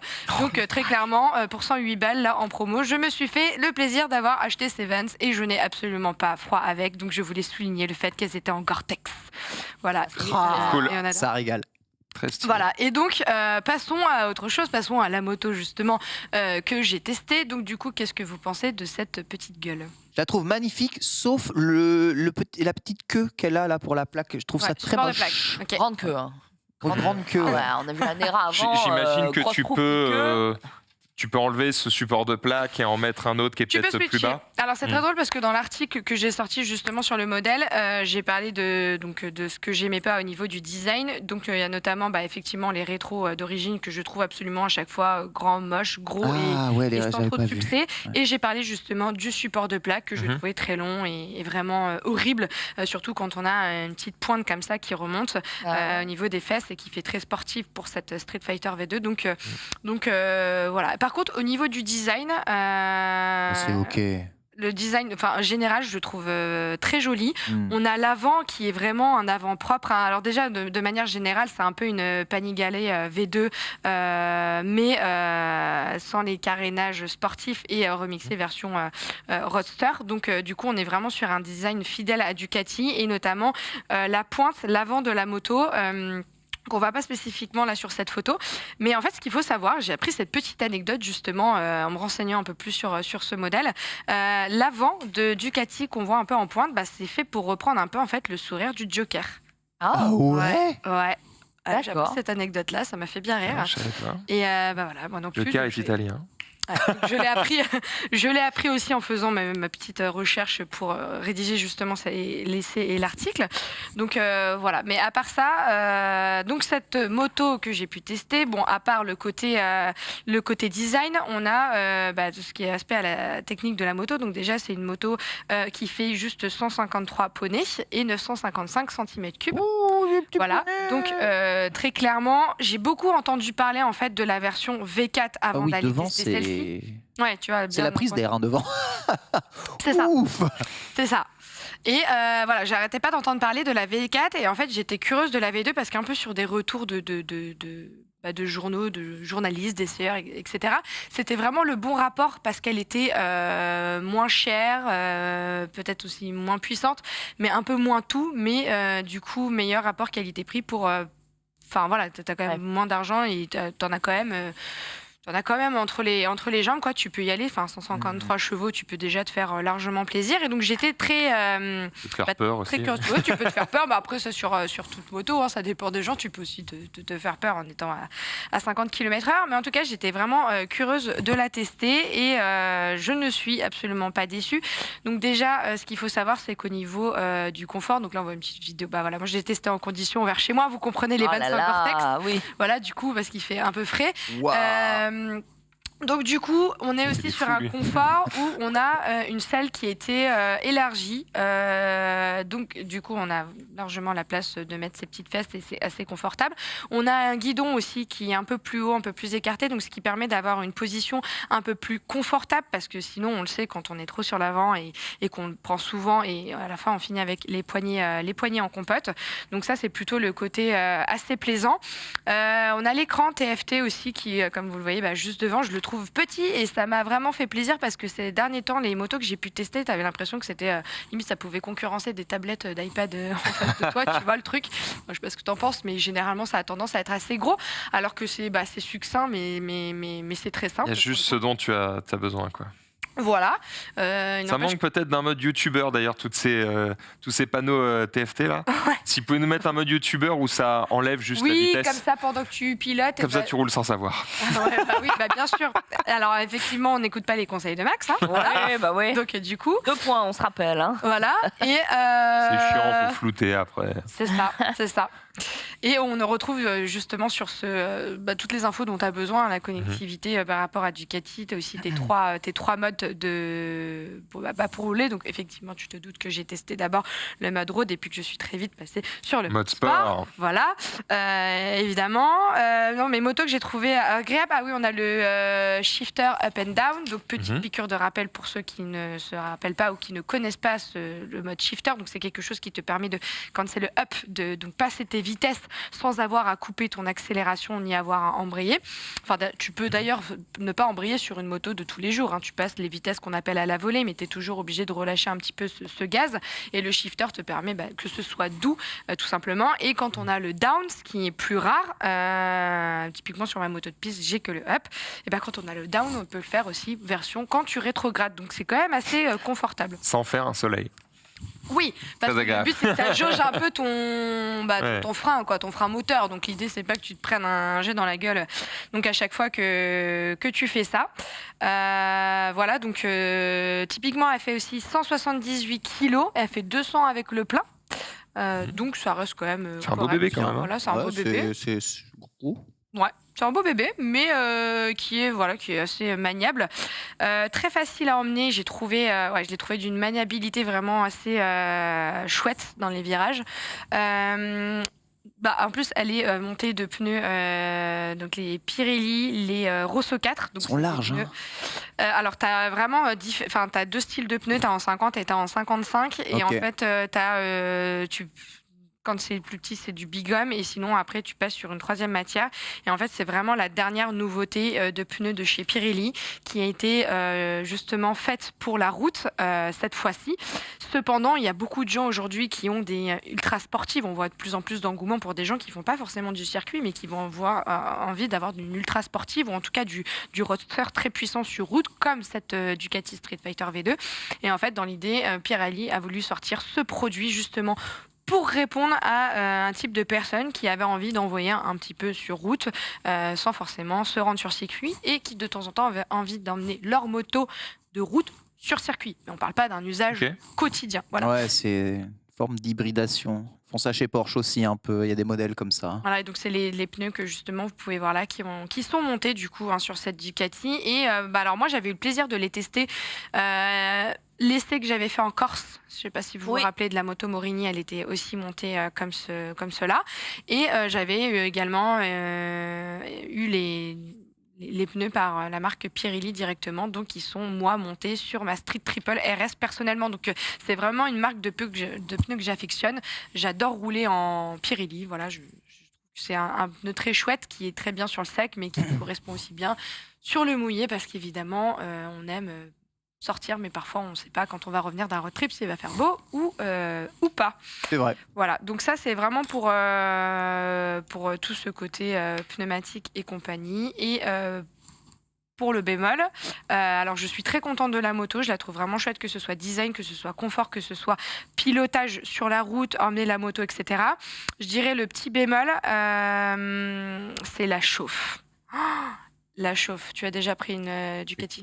Alors non, je n'ai pas pris de Ducati, mais ça veut dire que c'est quoi? C'est dès que tu t'arrêtes à un feu rouge, tu crames sur place? Ah ouais. Mais je pensais qu'avec les radiateurs aussi gigantesques qu'il y avait dessus, ça allait refroidir un peu. Ah non, mais encore, on m'a dit, attends, c'est la V2, tu vois, c'est pas comme si tu avais la V4 ou la Multistrada entre les mains. Ah ouais. J'ai cuit, et alors j'ai pas fait énormément, voilà, mon test était sur une journée, donc on avait toute cette partie-là, puis après on avait la partie photo, donc j'ai dû me balader 2-3 heures, en tout et pour tout, ce qui n'est pas énorme non plus pour effectuer un test complet dans toutes les conditions.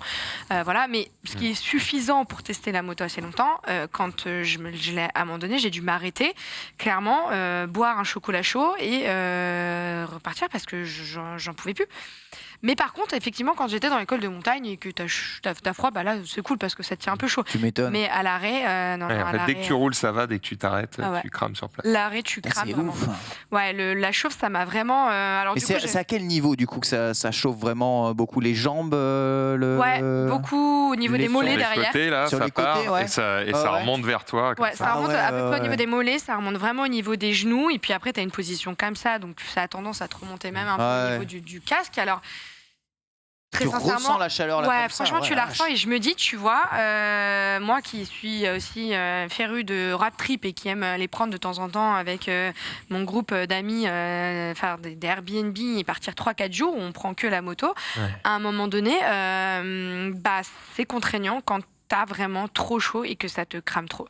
C'est vraiment pour moi le gros bémol de cette moto et de Ducati de manière générale, parce que c'est quelque chose qui est propre aussi à la marque. Voilà, c'est cette sensation où tu as très chaud. Alors, c'est pas la première fois que je la retrouve. Hein. Typiquement, je me rappelle avoir essayé la Truckstoner chez Triumph qui était complètement différente. Et j'avais eu cette sensation aussi que ça me cramait les genoux. Mais ça me cramait vraiment les genoux. C'est-à-dire que si j'écartais un peu les jambes ou que je m'arrêtais, voilà, ça allait. Alors que là, c'est vraiment une espèce de ventilation de chaleur qui te remonte. Et l'hiver, ça va, comme là, dans les conditions. Ça régale, hein, quand il fait 0 degré. À la limite, ça va. Mais alors, je me dis, l'été, en plein cagnard. En Paris-Dakar, tu sais. Tu cuis. Hein. Non, mais l'été en plein Dakar, je me dis, tu cuis. Et donc, du coup, c'est quelque chose, tu vas te faire une vraie balade un peu puissante, 1 heure. Mais tu partir en road trip avec, faut supporter. Un problème qui sera réglé aussi par l'électrique, puisque les motos électriques ne chauffent pas. Moins, oui, mais oui, c'est vrai. En tout cas, tu t'en prends pas dans la tronche. Mais c'est vrai, s'il y a des gens qui ne sont pas du tout habitués aux motos ou autres, moi, c'est le truc que j'ai découvert, tu vois, en tant que débutant complet moto. T'as le moteur entre les genoux, donc. Oui, mais comme tu es tout le temps en jean ou quoi et que tu roules avec, tu as tendance à l'oublier. Ouais. Et ça m'est arrivé une fois, alors ne faites pas ça, hein, je suis le premier à dire vraiment équipez-vous bien pour la moto et tout, mais voilà, pour un très court trajet, ça m'est arrivé une fois en été, il faisait méga chaud. Short. Je l'ai fait en short. Oh là là, pas bien. J'ai le genou qui a à un moment donné touché une pièce du moteur. Ça fait... Je fais sa mère. Je peux te dire qu'après je conduisais, j'étais les jambes comme ça. Hein. Oui, bien fait. J'avais envie de le dire, le bienfait, merci. Mais du coup, tu te rends compte à quel point c'est bouillant sa mère. Tu fais OK. Et donc des fois, quand je rentre chez moi, j'ai mon chien qui va absolument venir faire un câlin. Je suis en mode alors calme-toi Trade. Si tu touches le moteur, tu vas t'en souvenir. C'est comme un enfant, ils y retournent pas. Je suis sur un forum de 2012. Oh punaise. Putain, Ducati, les infos, c'est vraiment sur le stream. Là. On est sur l'actu. Non, mais j'ai tapé dans Google brûlure Ducati. Ok. Donc là, on a JP 06700. On salue. En 2012. Donc, motard 57 ans dans les Alpes-Maritimes qui a dit salut à tous. Dimanche, on a fait une petite balade. 500 km de montagne école. On s'est régalé. Char de fou. Et le soir, en rentrant, j'avais une belle brûlure, cloque et tout au niveau de la cuisse droite. Bon, j'étais en jean, mais ça reste un problème. Et visiblement, chez Ducati, c'est un problème. Je ne raconte pas que des bêtises. Hein. Voilà. Donc, voilà. Toutes les motos chauffent forcément à force, sauf que. Mais c'est un problème. J'en essaie quand même 5 ou 6 par mois. Hein, donc à un moment donné, et c'est vrai que là, c'était violent. Et c'était la première fois qu'une moto m'a autant chauffé. Quoi. Là, ils disent qu'il faut une combi spéciale avec du Kevlar. Oui, bien sûr. Bon, alors. Vous n'êtes pas Robocop. Puis on va faire le petit roulage été aussi en combi intégral. C'est bon, merci. C'est insupportable sur circuit. Tu dois te le taper aussi en balade. Il fait chaud, hein, je comprends pas trop ces problèmes. Je ne sais pas, ces ajustements. C'est vrai que les BMW sont bien pour la chauffe, qu'elles chauffent pas trop. L'Allemagne. En tout cas, elles sont agréables. Je te dirai ça jeudi, puisque je vais en tester 4 ou 5 d'affilée. C'est un leak, ça. Tu as testé quoi? Je vais au concessionnaire BMW là, de Bastille. Et en gros, ils m'ont dit prends tout ce que tu veux. Voilà, peut-être, je ne sais pas. Mais du coup, je vais pouvoir tester pas mal de modèles et du coup tourner des petites vidéos pour Let's Go. Scooter peut-être aussi? Oui, il y a un scoot dans l'eau parce qu'on ne va pas faire que de la grosse moto de daron.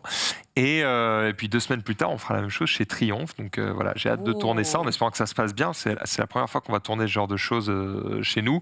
Donc on n'est pas à l'abri aussi qu'il y a un truc qu'on fasse mal ou qu'on fasse pas.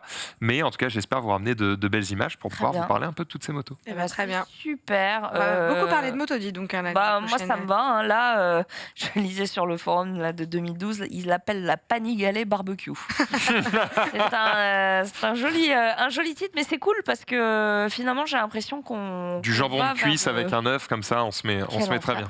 Mais j'allais vous demander si tu fous un œuf sur un... Sur un moteur, je pense qu'il cuit direct. Il cuit vraiment. Mais vraiment, la température, c'est insane. Hein. Putain, c'est 2 ans d'un. Pas mal, hein. Il y a des gens sur le chat là, qui disaient ça fait moto barbecue direct, tu l'as fait dehors. Voilà, tu peux faire ta grille, ta saucisse sur ta Ducati, c'est génial. 2 ans. Il y a ta peau dessus pour le croustiller. C'est vraiment très très bien. Voilà. Est-ce que tu peux demander à Max, je demande, s'il compte représenter des 125 chevaux? Oui, bien sûr. Non, mais le but, c'est vraiment pas... Alors, c'est vrai qu'en ce moment, je vais plutôt avoir tendance à aller vers de la grosse moto parce que je vais changer de moto et du coup, j'en profite pour chercher un peu ma future moto.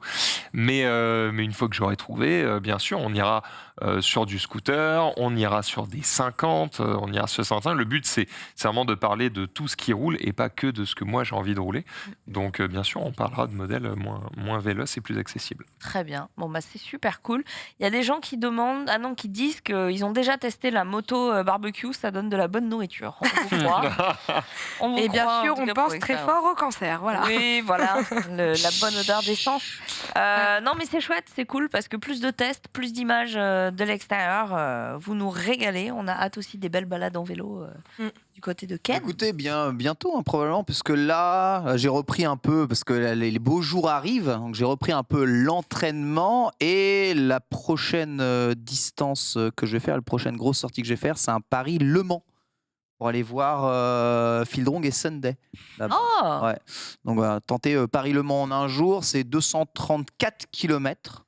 Donc je pense que, étant donné ce que j'ai réussi à faire sur Paris-Le Havre, ça devrait être jouable. Donc normalement, début avril, si tout se passe bien. Tu vas seul et que le temps... Oui, solo, tout seul. Okay. Oui, tout seul. Madame, elle peut faire jusqu'à combien de kilomètres ? On fait des 100 km par jour sans aucun souci, hein, vraiment sans aucun souci. Hein. Mais en mode balade, ça va très vite. Mais 200, c'est vraiment beaucoup plus vénère et 250, c'est vraiment ultra vénère. Donc je vais voir, mais 280, un petit Paris-Roubaix. Non, en vrai, ça te dit pas? Non, 280, c'est vraiment énorme. En plus, le tracé particulier du Paris-Roubaix avec les pavés, c'est inenvisageable. Déjà, avec mon vélo, c'est pas envisageable. Peut-être ça dit un nouveau vélo. Ça dit 11 heures, mais c'est moins que ça. C'est moins que ça. Mais ouais. Alors après, ça, c'est le trajet Google à vélo. C'est rigolo. Mais les trajets Google sont pas les meilleurs itinéraires vélo possibles. Hein. Généralement, je fais plus confiance à des applis vélo comme Garmin Connect ou Strava pour me faire mes tracés. Mais ouais, on va tenter ça. Voilà. Tu vas quand ? Je pense début avril. Je voulais le faire fin mars. Mais en fait, on n'est pas dispo fin mars pour un week-end. Et t'as qu'à aller aux 24 heures du Mans moto en vélo. Comme ça, on s'y voit. C'est quand ? C'est autour du 16 avril, je crois. 16 avril je crois. Attends, il y a tout qui reprend quasiment en même temps. La Formule 1, donc en mars. On a ensuite... Ça peut être un délire parce que tu sais... 16 et 17 avril. 16 et 17 avril. Franchement, ça pourrait être un délire. Ça pourrait être très drôle. Ça pourrait être très très bien. C'est vrai, parce que j'avais fait Paris-Le Havre pour aller rejoindre la Transat Jacques Vabre. Et là, pour aller à un événement aussi mobilité, et moi, je t'attends avec le flag, là, tu vois. Genre, ça serait top. Ah. Écoute, j'en parlais si les astres le permettent et que tout s'aligne. Let's go. Allez, c'est parfait. Belle conclusion. C'est une très belle conclusion. Et il y a quelqu'un dans le chat qui nous a glissé l'idée de faire une capsule Let's Stop pour te faire rattraper tes points. Les gens. J'ai pas hâte de faire le stage. Hein. Je sais que je vais me faire chier pendant 2 jours. En fait, ce qui m'emmerde, c'est même 2 jours, pas. mais globalement, on va te demander quoi ? Mais rien. Tu t'assois et t'écoutes comme un bulot pendant 48 heures. Le seul problème de ce stage, c'est juste que tu passes 2 jours à perdre ton temps. T'as pas de quiz ? Non, je crois qu'il y a rien. Enfin, ils vont poser des questions, mais tu sais, le but, c'est de te faire réfléchir sur ton comportement. En fait, tu ne peux pas rater le stage. Tu payes, si tu es présent pendant les 48 heures, tu auras tes points. Et combien de temps ? Combien d'argent ? C'est 200, 250 euros. Ça dépend de la région où vous êtes. En région parisienne, c'est peut-être plutôt 270. Il y a d'autres régions, c'est peut-être plutôt 200. Ça dépend de l'offre et de la demande, évidemment. Mais c'est à peu près ça. Mais bon, l'argent, c'est une chose, mais même si c'est relou, tu vois, si on m'avait dit tu peux payer 500 balles, récupérer tes points, ou payer 200 et tu fais 2 jours de formation, j'aurais vraiment payé 500 balles. Parce que le problème, c'est que ce qui me... Je vais faire le connard, hein, mais je vous souhaite à tous d'avoir de l'argent, mais je manque plus de temps que d'argent. Donc vraiment, fixer 2 jours pour ne rien faire, parce que c'est vraiment, tu t'assois et t'écoutes des trucs où tu dis oui, je sais, il faut rouler moins vite. Ouais, mais pour rouler avec ta voiture de clochard, il faut faire ce test. Ouais, je me défie de trouver un motard qui respecte 100% des limitations. Je n'y crois pas. Des gens qui sont avec toi. On verra ça au salon du 2 roues ce week-end. Poser la question. Voilà. Eh bien écoutez, merci beaucoup d'avoir été avec nous pour cette nouvelle émission de Let's Go. On vous laisse avec Allociné. Je pense qu'ils vont vous parler de Batman, évidemment, la sortie officielle dans quelques jours. Donc il y aura pas mal de contenu à ce sujet. Bonne fin de journée sur le stream, à très vite.